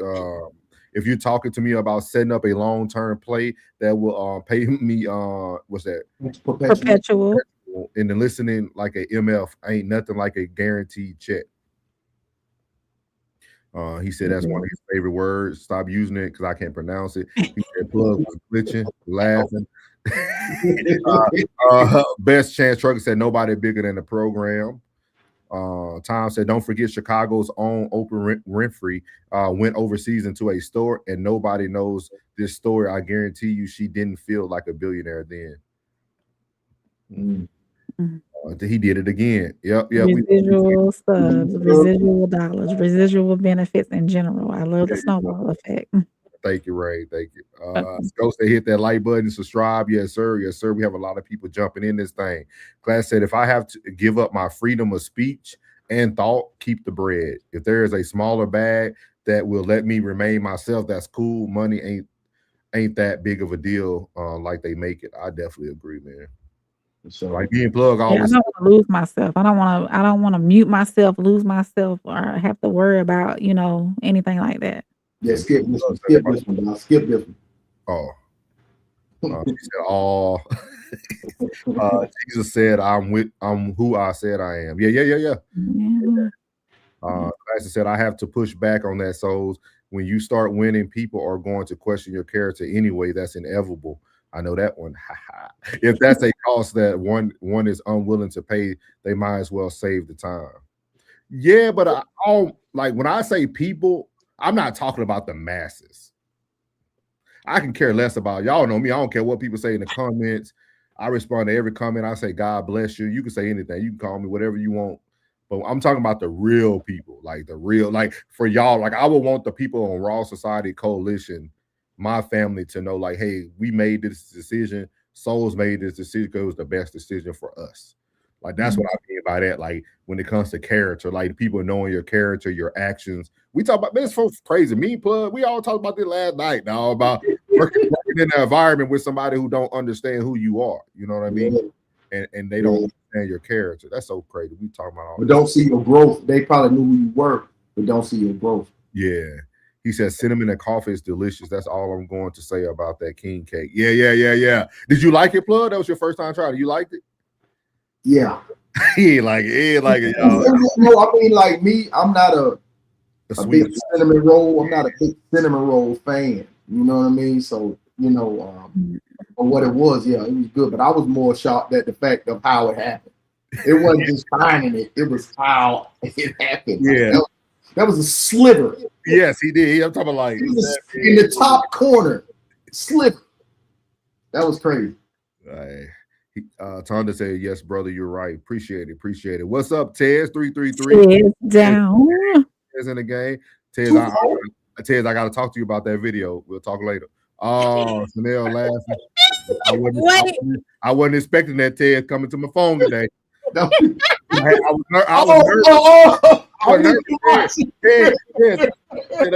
even watch it. Hey, Tez, I was so scared. I was strolling it with my finger, and I wanted to be able to catch it if he did anything crazy. I was cutting, so I ain't know. You gotta watch. It's a good one though. It's a good one. We love you, Tez. Yeah, well, yeah. Shout out to Tez down, man. Tez the fool. Classy, you opened it up slow, didn't you? You opened it up slow. Yes, sir. Hey, it's Ric Flair. I didn't see it, so I just saw it when it popped up, and I kept going because I was like watching the what's that? You gotta watch it. I was going slow. I was moving it with my finger. I was like, if this nigga do anything stupid, shout out to Tez, man. That made my day, dog. That was a good one. He said, just imagine Martin Luther King, Harriet Tubman, Malcolm X, Medgar Evers. Look at that, Evers, and the list goes on. Imagine if they had the mindset of black folks today. Oh yeah, we'll be strong. He said that boy a fool. He said, yeah. He said, no. He said, I opened it up slow. Yeah. I ain't take nothing for granted when it came to Tez down. So I would say he might meant to send that to somebody else that morning. Down syndrome. Yeah. So we're gonna play a little bit more, y'all. He about to get into another topic that I really want y'all to hear. Like I said, this is gonna be like 5 minutes in, and he gets deep, dog. So here we go. Yeah, what it cost me compared to the benefits of 1 million views on say TV, he probably got 100,000. I got 10,000. So the cost and the benefit, and so of course, Eric Young, he don't say a lot, but when he does say something, you pay attention. That hurts the brand. Some of my YouTube podcast platforms and interviews hurts my comedy brand because I don't get to explain what I'm saying over here. In comedy, I can make you laugh explaining it. And so they have a paintbrush based on their platform, the way they title it, the way they post the thumbnail to either paint me in a certain light. And so once I say the powers to be, once they start analyzing your platform and they can show me where this hurts me without saying it, but just looking at the data, the titles, and say, yeah, this just don't help. So if I come to you and say, hey, man, change this, do this, and I see you don't, then obviously we can't be friends. We're business associates. And so I started noticing every time I went to jail, this won't say Cheese TV was the first platform to post that I went to jail. It would be the first platform. How I would know is because I saw a rapper by the name Lil CJ Casino in jail. As soon as he got out of jail, he called Say Cheese TV posted it. So rather than him posting that I was violating bond conditions, he was reposting animal cruelty. And that was getting a lot of shows counted. That was that we was asking you about. There you go. He kept reposting, but it was bond conditions. But if he knew you, there you go. Why didn't he ask why didn't he wait till I get out of jail? That would have been a more prolific interview. If nobody knew I was in jail, he would be the first to post it. And that bothered me. And I'm like, man, come on, homie, why would you do that? Well, man, but nigga, we supposed to be friends. He's trying to get views. So I'm saying, Say Cheese TV is not my friend. Sean Cotton is my business associate. I'm seeing him as a friend because I'm defending you on another platform. So I'm saying, you asked me a particular question about 2 guys out of Philly, which I don't know nothing about. He asked me about Meek Mill's liking a post on Shino's guy's dead son birthday. I said, shit, nigga, if I didn't like it, I like the post too. So he allowed that to create a beef between me and another guy.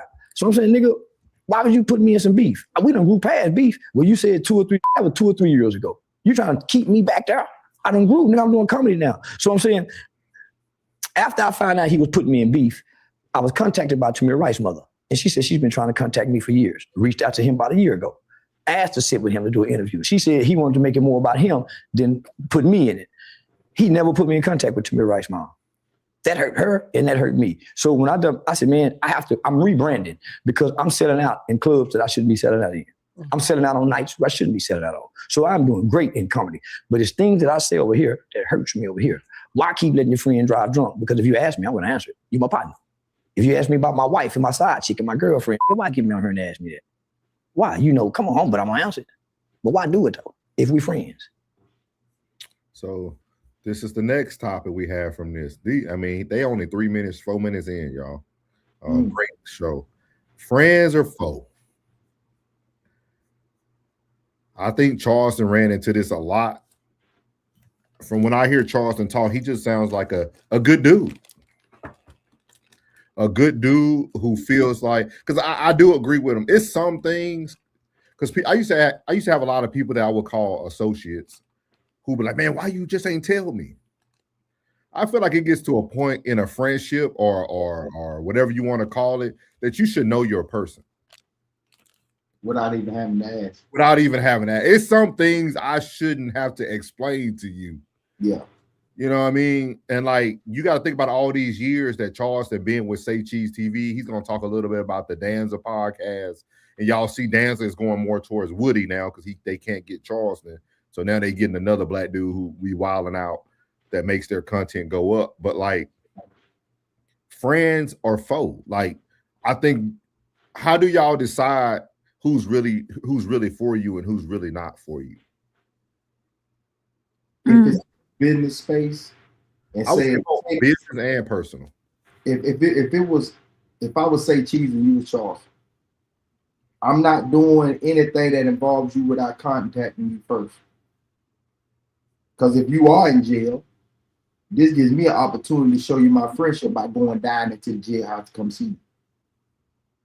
And then say, hey, bro, I'm getting ready to do such and such. What you want me to do? Hey, man, what guy, get out of it and we'll do a big old episode. Don't say anything about nothing, this and that. All right, bet, I got that. I would put that money on hold, whatever money I could have gotten, this, that, and the case, so I can, hey, respect your wishes. It's all about respect at the end of the day. For me to do that, I got to respect you. To put my bread on hold, if I'm looking at it even if I'm looking at it from a business aspect, we do business together. We gotta, there's personal respect and business respect. And I'm gonna respect both ways, but it's gonna run both ways. What about you, Ray?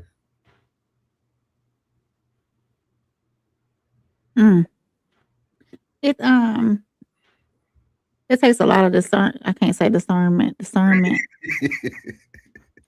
To really see who your friends are and who's going to be there for you and support you and know and it takes that on their level too to I just lost my train of thought.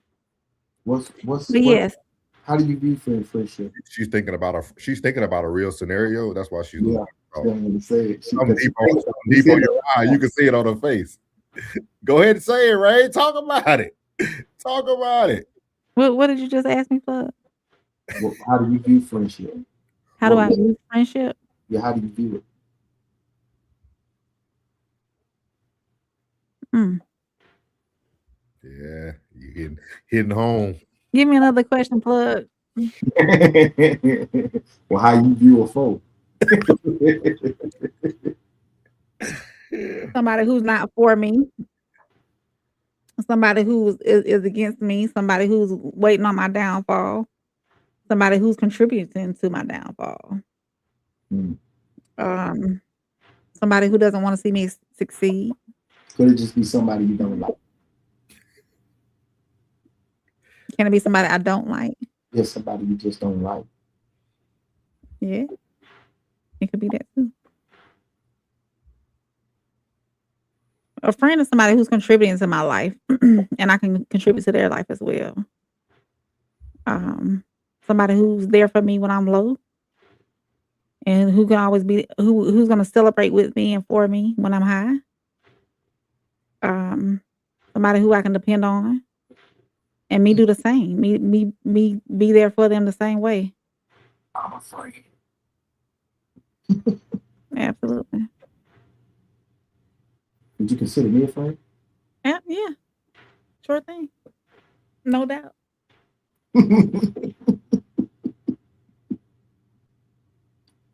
Your turn, so. For me, because we talked about this on Losing Friends.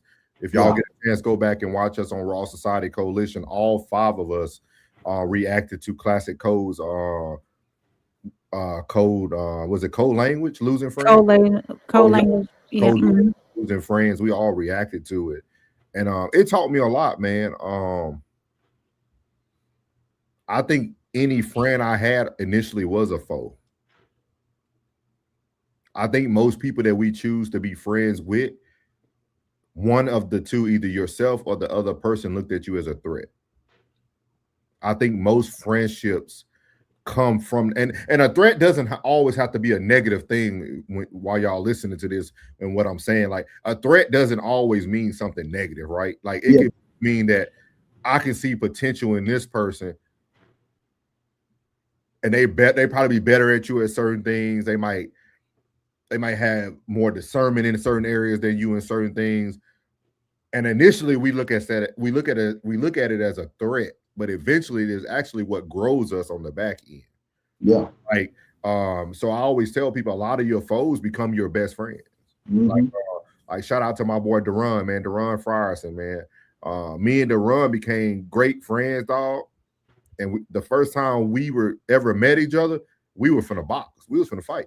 We were finna shoot the fair one, and it wasn't even for me. It was for my boy Biddle, man. My boy Biddle had beef with him, and see, I was that crash out friend when I early in my military days. Like, everybody knew, like, okay, you get him, he gonna, hey, we ain't gotta talk. We gonna, yeah, I was that straight crash out, like, for real. Like, we don't even gotta talk about it. Let's just go do it. You know what I mean? And like, I remember when everything was going down, like, we just end up, I don't know how we end up talking to each other. And we're like, man, why? This don't even make sense, dog. Like, this beef ain't got nothing to do with you. Ain't got nothing to do with me. And like, from that day forward, dog, we've been like this, man. My boy from B-More, man. Like I tell you, y'all probably seen him I did some pods with him back in the day when I was doing the military sports channel with them, man. Y'all will see him eventually again. My boy Deron, man, good people from Baltimore, man. Stand-up guy for sure, dog. But like, we were foes before we were friends. But I also don't have expectations for people. And I think it helps me develop relationships better because I don't expect nothing from you. And I'm very upfront about the things I'm not good at. Like, when me and Plug first met, I told Plug, dog, like, I'm not the communicator you used to in friendship. Like, I'm that nigga that might let the phone ring and I might call you back, or I might, that's just my personality. Like, it depends what I'm doing. I'm getting better, but like, that's like, but I tell people straight up, like, who I am. You was watching the show, that's why you was like, no. Let me No, but like, Plug also know now, like, people don't look at like the wins, right? Like, when we was talking the last show, Plug told y'all, like, man, Jay don't FaceTime. I knew when he FaceTime, it was important. Like, FaceTime. Like, yeah. I was like, hold up, this is important. Hold on. I got both of them here. Hold on. The only two outfielders in the coalition. Like, he stopped everything he was doing, put the headphones everything. Big conversation was like, hold on, let me get a headphone. And I tell people, I think that's a benefit that people don't always think about, because I think Plug kind of learned it in real time, because he's always that guy who's there for everybody. But the moment you start to kind of break away from that, people know that when you communicate, it's really communication. Like, I'm only calling you, dog, because I really need to chop it up with you about this. Like, or hey, I'm coming to see you because I really need to put eyes on you. I think sometimes in friendship, we overdo friendship, and then people take it for granted. Yeah, and that's something I learned from like the losing friends, dog. Like, I was literally like this nigga daddy. If you think about it, I was doing so much for him. Like, I would never put myself in that position again, ever. Like, ever. Like, I was Plug. I understand checking on everybody, calling, what you need, shooting you the money if you need it. Like, no talking about it, just doing for you. Just doing it, man. Like, stuff that, yeah. Give what you want to receive, bro. I know exactly what you mean, bro. Just like, but something great came from that, bro. Because I'm telling you, like, a random person seen it and like, I'm telling you, like, the relationship is so like that. It's like one person seen it and say, man, I know he talking about you. Like, I know he talking about you. Like, I know he talking about you. And then told his old lady told him, and he was like, man, what's up, dog? What you mean, dog? Hey, you talking about checking in now? Check in, boy. Check in, boy. Yeah. So we got one more thing we're gonna check in on here, man. This is a great interview, dog. We ain't gonna be able to do it all. We'll probably do a little bit more of it tomorrow.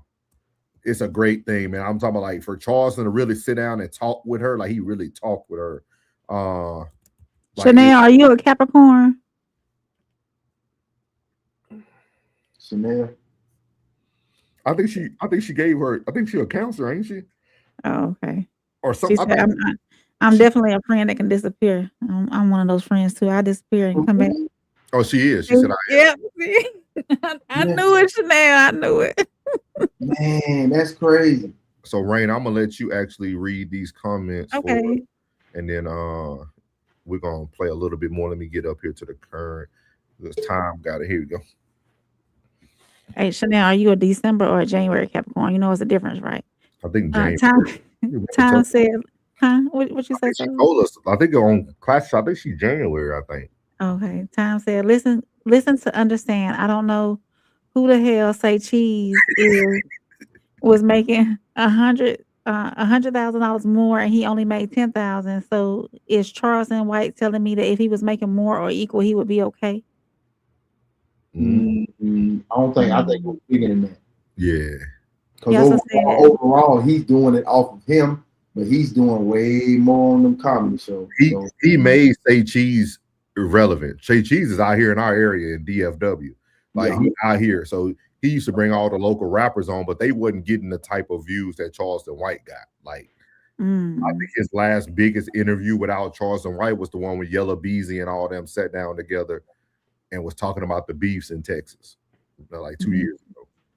Yeah, man. He also said, go ahead. I'm sorry. No, go ahead. No, you good, man. So Charleston White is telling me he only did the Say Cheese interview because they were friends that turned into foes. He didn't mention business partners. He also said a foe can be your ex-wife. Your foe can be family member, like Sister Rilla, aka Ro Rilla. Your foe, your best friend, money. Oh, money. We got money. Pause it. Are you making another beat, daddy? And Genius is my dad. Classic. Oh, we talk about money? Good money. Let's talk about it. My money look different now. When I talk about 50, used to be $50. I'm talking about 50,000. Gotta move a little different. Yeah. My maneuvers is in and out. Ain't trying to get spotted at all. Too introvert to be in the crowd. I'm low key at the Coach store buying plain Janes, no logos.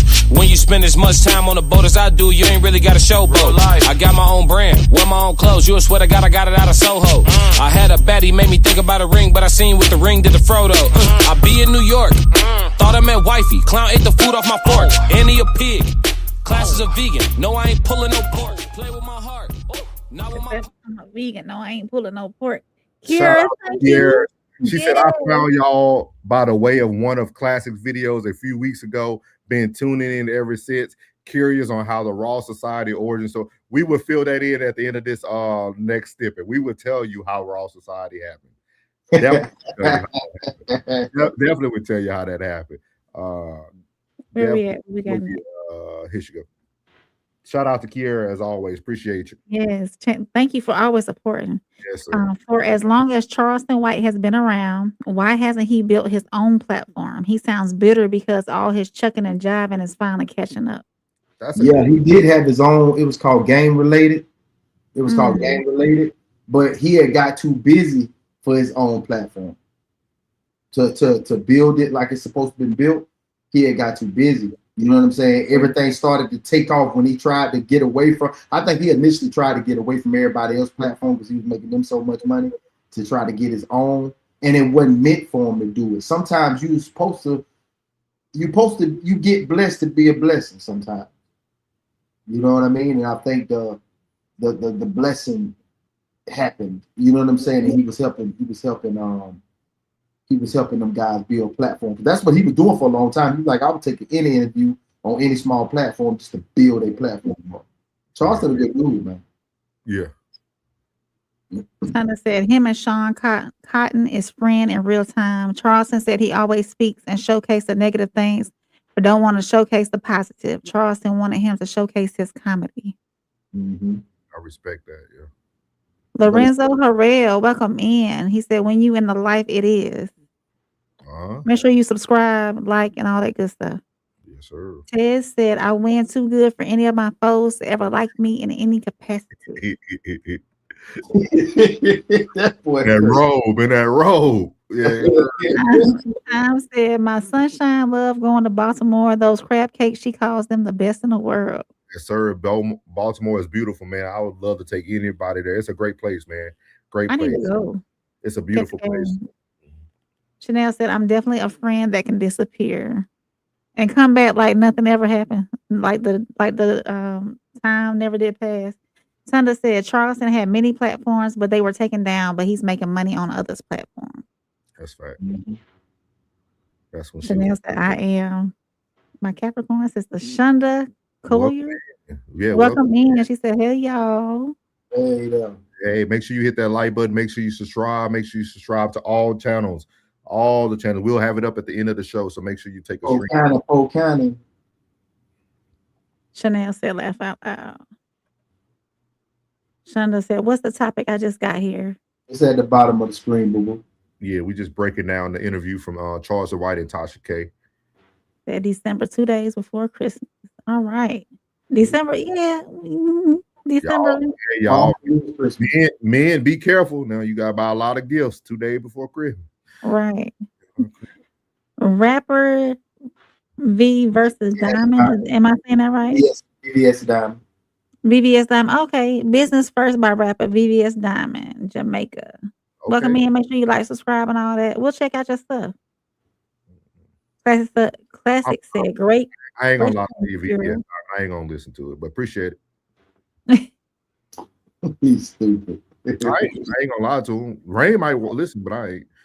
Classic said, great question, Kira. And he said his platforms get pulled down all the time. Yeah. Tom said Classic is fire. Somebody YN rappers don't even understand what they saying. Let's go, Classic. I can tell you read the dictionary and the encyclopedia. Encyclopedia Britannica. Yeah, VVS Diamond. Now, if you super chat now, we can play your song. But anyway, so we're gonna play a little bit more. Y'all want to play a more, or y'all want to answer Kiera's question to end the show? Oh yeah, we can ask Kiera a question. We're gonna answer your question. Let's put up the banner real quick for the show. Everybody tap in. We got a live show February 13th. That's this Friday. The day has finally come. The day has finally come. We're gonna be in Chi-Town February 13th, Darien, Illinois. I already told y'all it's a safe place. The white people leave their doors unlocked. They leave their doors open. Their dogs come across the street. They sniff you. You can pet them. They run back home. Everything. You can do whatever you want on the west side of Chicago. So make sure y'all come check us out. It's safe. We're going to have a good time. We got a bunch of people flying in already. Shout out again to Kiera for the free ticket that we were able to raffle off. So see, everybody in this said y'all come to Be More, get some of that gumbo. They don't know nothing about that, J-Rock. Welcome in, J-Rock. Welcome in, J-Rock. J-Rock, what's that place in Baltimore, though, that little hole in the wall? It's almost like a nightclub, but you can get some good food. They got the fried. Maybe the best places to go to get the good food. If you know what I'm talking about, J-Rod, let us know what it's called. It's a place in Baltimore my boy Duran always take me to. It's over there by the VFW in B-More, J-Rod. But it's some good food out there. So we're gonna answer the money question for the night. Let me get myself on the screen. Let's get Charleston off of there. Let's see here. It's removed. Let's see here. So Kiera said, found y'all by the way a classic videos for you. She said, what's your origin story? So I'll start off, as you see right there in that side, I am the founder of Raw Society Coalition. So I'm gonna tell you how this actually started, man. I started. So first of all, me and Plug started No Middleman. It was just me and Plug starting No Middleman. We started No Middleman with a little heart in the background. It actually the memory came up for both of us like a few weeks ago. That was crazy. Yeah, we started off with No Middleman. I was doing like just normal reaction videos for my page. And then I also was trying to do grown folks business with my family. You see, that didn't work out. But shout out to my girl Tam. She A1 to day one. And then shout out to my boy D doing this thing too. But we started off trying to do grown folks business. That's when I brought Soft Rain on board. Soft Rain was down with us. She came on every Wednesday night. So we had grown folks business and then the No Middleman. But in the meantime, while we was creating content, I actually found Classic on Instagram. Him and McBride used to do well, they still have it. They used to do a kind of like a podcast, but a show on Instagram called Correct Me If I'm Wrong. And they used to have a lot of like just topics of like vice versa type opinions. They talked about females, and I came up to one of their shows, and it was right before Classic was about to have knee surgery. So when Classic had posted like a video on Instagram and YouTube about like going into surgery, coming out of surgery, but he talked about he was going to start creating content. So I watched the first episode of Classic, man. He already had the breakdown of the Classic code language. And I'll never forget, I told Plug, I said, Plug, dog, you got to watch this dude Classic, dog. Like, Plug, like, yeah, I will, man, I will. And then I asked him again. I said, dog, you watch Classic. He said, nah, man, I'm going to watch it. Yeah, it probably took about 3 to 4 weeks. Yeah. And then when I got on, watch the Plug said, dog. Hey, he got it, dog. He got it. Yeah. It took Plug a minute to get on board, but see, I was already sending Rain clips. The Instagram when they was going live on Instagram.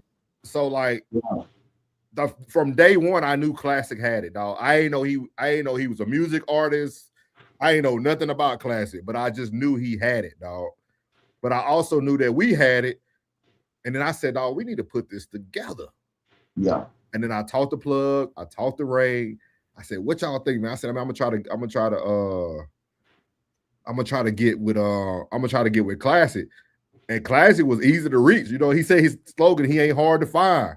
I hit him up on Instagram. He hit me right back, dog. And you know what? Let me go back. I actually seen Classic 2 do his first. Well, they ain't let him speak, but he went on After Hours.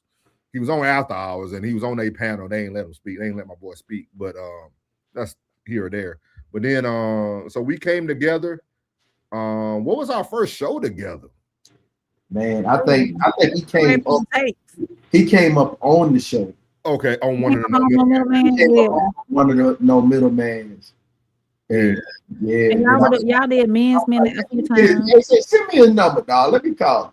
Yeah. Like they fuck this content. Let me talk to the man.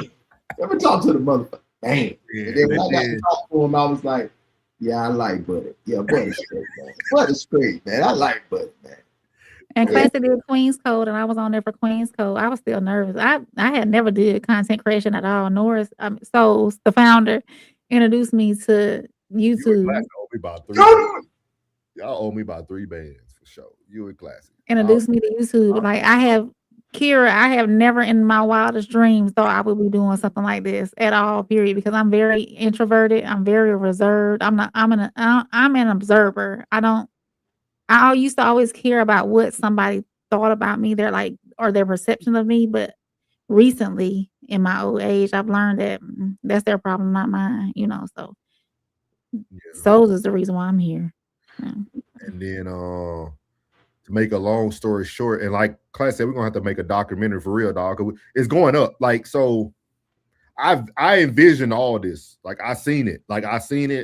We took a photo that y'all will see at the live show that like I seen it. Like everything we did, I seen it already. So yeah, like it was crazy. So like one day me and Classic was backstage after one of our Sunday service. And I said, Classic, dog, we got to do a live show, man.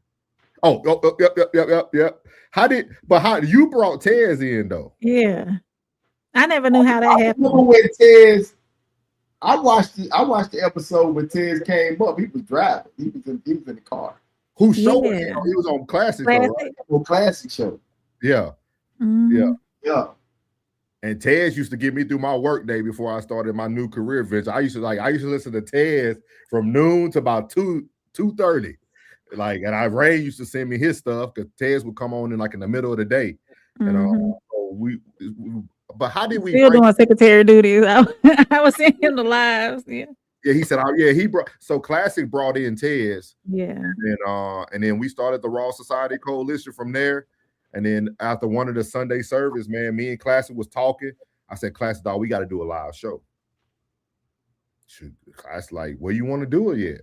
I said, "Oh, you already got to move. You an artist in Chicago. Let's start in Chicago. And we just got to find a venue." I said, "Oh man, I got a venue." I was like, "Bet." And then they brought that shit, and I was like, Classic sent the email that day. He said, "Hey, the facility is secured." I said, "Hey," I called Plug and Rain. "Hey, we're going to Chicago, dog." I was like, "What? This is the day we going, dog. Get your tickets." I told them this, Kiera, if y'all ain't going, I'm going by myself. But me and Classic gonna get this show going, dog. Where we gonna get the ticket? Like, we better get our tickets right now.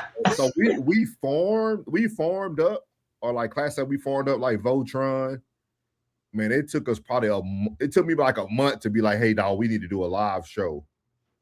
And then after that, we put it all into fruition, man, and everything has been a blessing, dog. Like everything. Yeah. I'm talking about like everything's coming in the line. Like everything. You talking about stepping out on faith.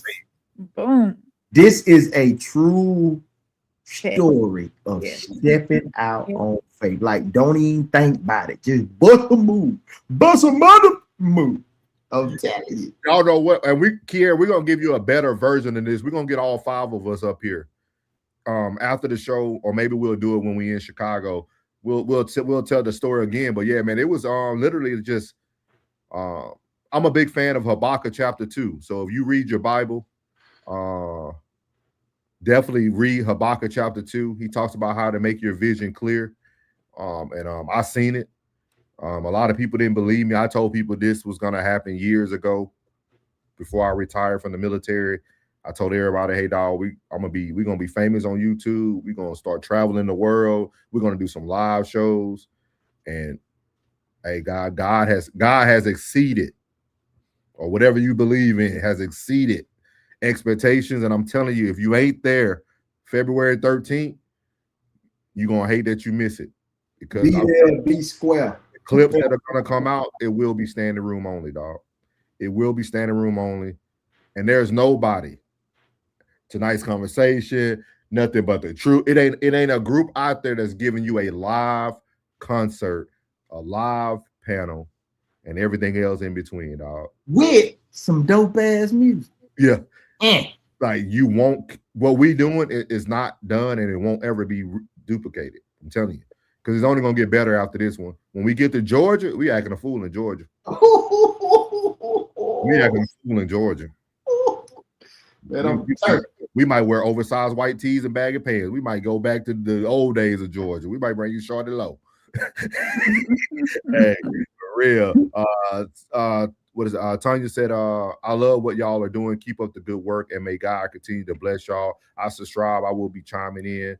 Good night. Good night to you, ma'am. Thank you for coming. Thank you. I always hold up the prayer hands. Thank you so much. Yeah, we'll be back tomorrow night. Tomorrow night we'll be on at 8:30 tomorrow night. 8:30 tomorrow night. So yeah. So, and then Wednesday, y'all just wait for the outcome. Like, we're gonna be on, but I don't know what time. Cause Plug probably gonna get jam packed. Cause I already see I gotta go see him at 6. So he don't even got. And I'm gonna be traveling too, so I don't. Yeah, we gotta figure out how we're gonna do that early in the day. You coming Tuesday or Wednesday?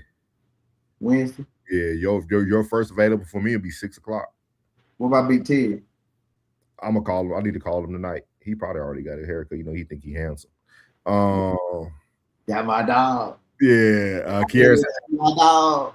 Kiara said, "I might have to come out to the show." Definitely sounds like it's gonna. Come on, hey, on the house. Don't even worry about ticket. Bring anybody you need to bring. I ain't gonna put your business out there, but bring, if you got a +1, bring that +1. And yeah, come out, have a good time. We're gonna have a good time. And think about this, y'all. The show is on Friday. You got Valentine's the next day, dog. We still gonna, You can explore Chicago. It's gonna be beautiful. The city, man. Oh, beautiful. You see your dog. Vaya. Yeah, Van said live show coming up. My baby gonna be there. You know what I mean? She get to see her daddy in action, man. I tell y'all, what we creating is a legacy, y'all. Show your kids the right way, dog. They see anything is possible. This stuff serious than people thinking, dog. I know we get on here and we BS and we joke, dog. This stuff deeper than what y'all. It's for real. Y'all ain't even seen what's coming up next month. We ain't even give y'all what's coming up next month. So God moving, dog. Just remember that. She laughing out loud. Class said I got some ish on the tuck for the South. Okay. Brother. She said, "Not Big Ted, you know." Yep. Grandpa to use, man. Grandpa to use. Yes. Roxy said, "Acting Paul. You coming to Georgia, Roxy? All right, Roxy might become the team. The team. What you call it? We gotta get you a good name. I don't know what name to give you.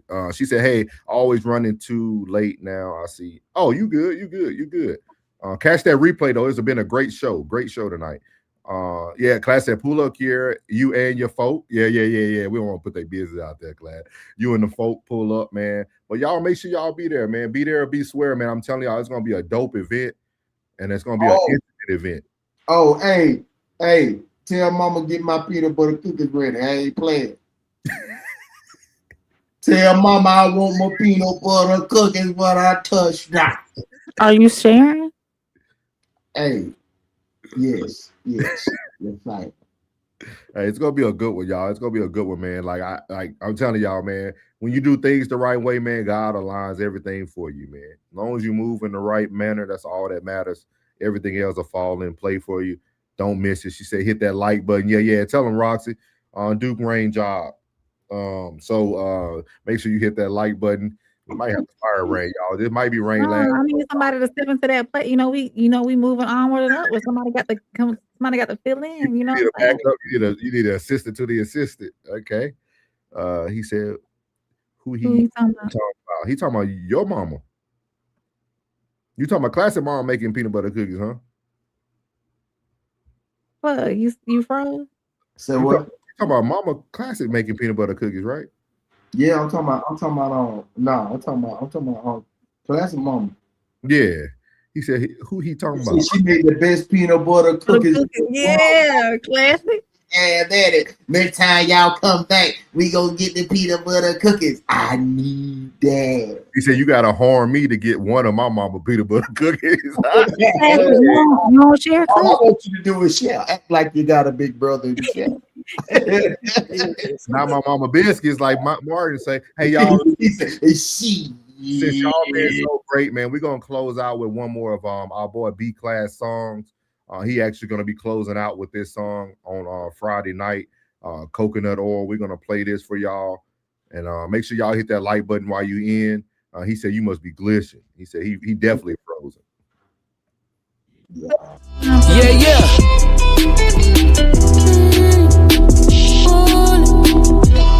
Samson 3. Still no Delilah. Classic. This beat sounding like essential oils and burning sage and talking about, yeah. No shade, but I like coconut, yeah. If I'm with her, know that she's spoiled. If I'm in her, know that she's full. She take me all the way down to the balls, yeah. She said we forever, so I'm nice to the walls, yeah. I'm self-employed, she called me a boss. I get a command, she taking it off. No lies involved, no questions at all. She down for the cause, and she go down like Jaws. To know me is to know my flaws. Know my hand, don't show my cards. Strong my space, don't throw my hearts. Bring me drama, don't want no parts. No parts. Too much smoke, don't want no sparks. Nah, too much baggage, ain't got no cart. No cart. Too many targets, ain't got no darts. Yeah, you can't be full of excuses. Tell me why you ain't moving. What is you really pursuing? Why you ain't doing what you supposed to be doing? Ain't nothing worse than a lazy woman. Can't cook nothing, can't clean nothing, give good head and got a crazy onion. Yeah, you want a good man and I'ma make you earn it. Real life. You got a fat butt that I'ma make you firm it. Real life. You can try to lie, but I'ma use discernment. Like that's your natural hair, will you use the permit? Get on my frequency. I live through gratitude. True. Call it strength if you want, but I don't do attitude. Trying to bring the best out of you. Trying to show you valuable. I could be patient, baby, but you gotta be pliable. Yeah, you got the sloppy toppy, but are you reliable? Yeah, you got a model body, but can I come cry to you? We both get a lot of attention. Is this even possible? You call it being a man, I call it logical. Coconut oil, yeah.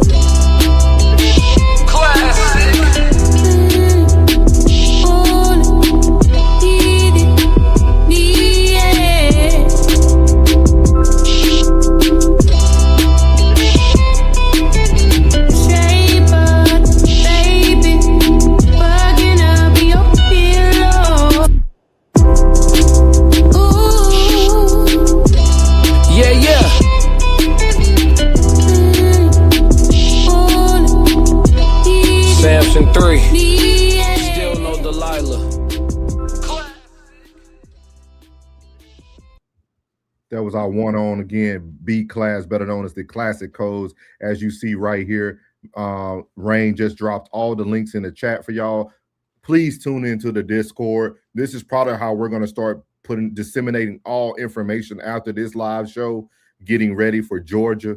So make sure that y'all tune in to the Discord. This is also a great place to bring your opinions, your thoughts, the things that you want to hear us talk about here at the No Middleman, the Raw Society Coalition. This is the whole team, as you see up here. You got the Raw Society Coalition, you got the Classic Codes, you got myself, Souls of Thought, you got your favorite uncle at the top, Uncle Plug TV, you got Conversation with Soft Rain, and then you also have your Tears Down. We call them Sophisticated Crash Out. You have Tears Down in the building, man. So y'all make sure y'all tap in. This is the SoundCloud for B Class. Go support his music.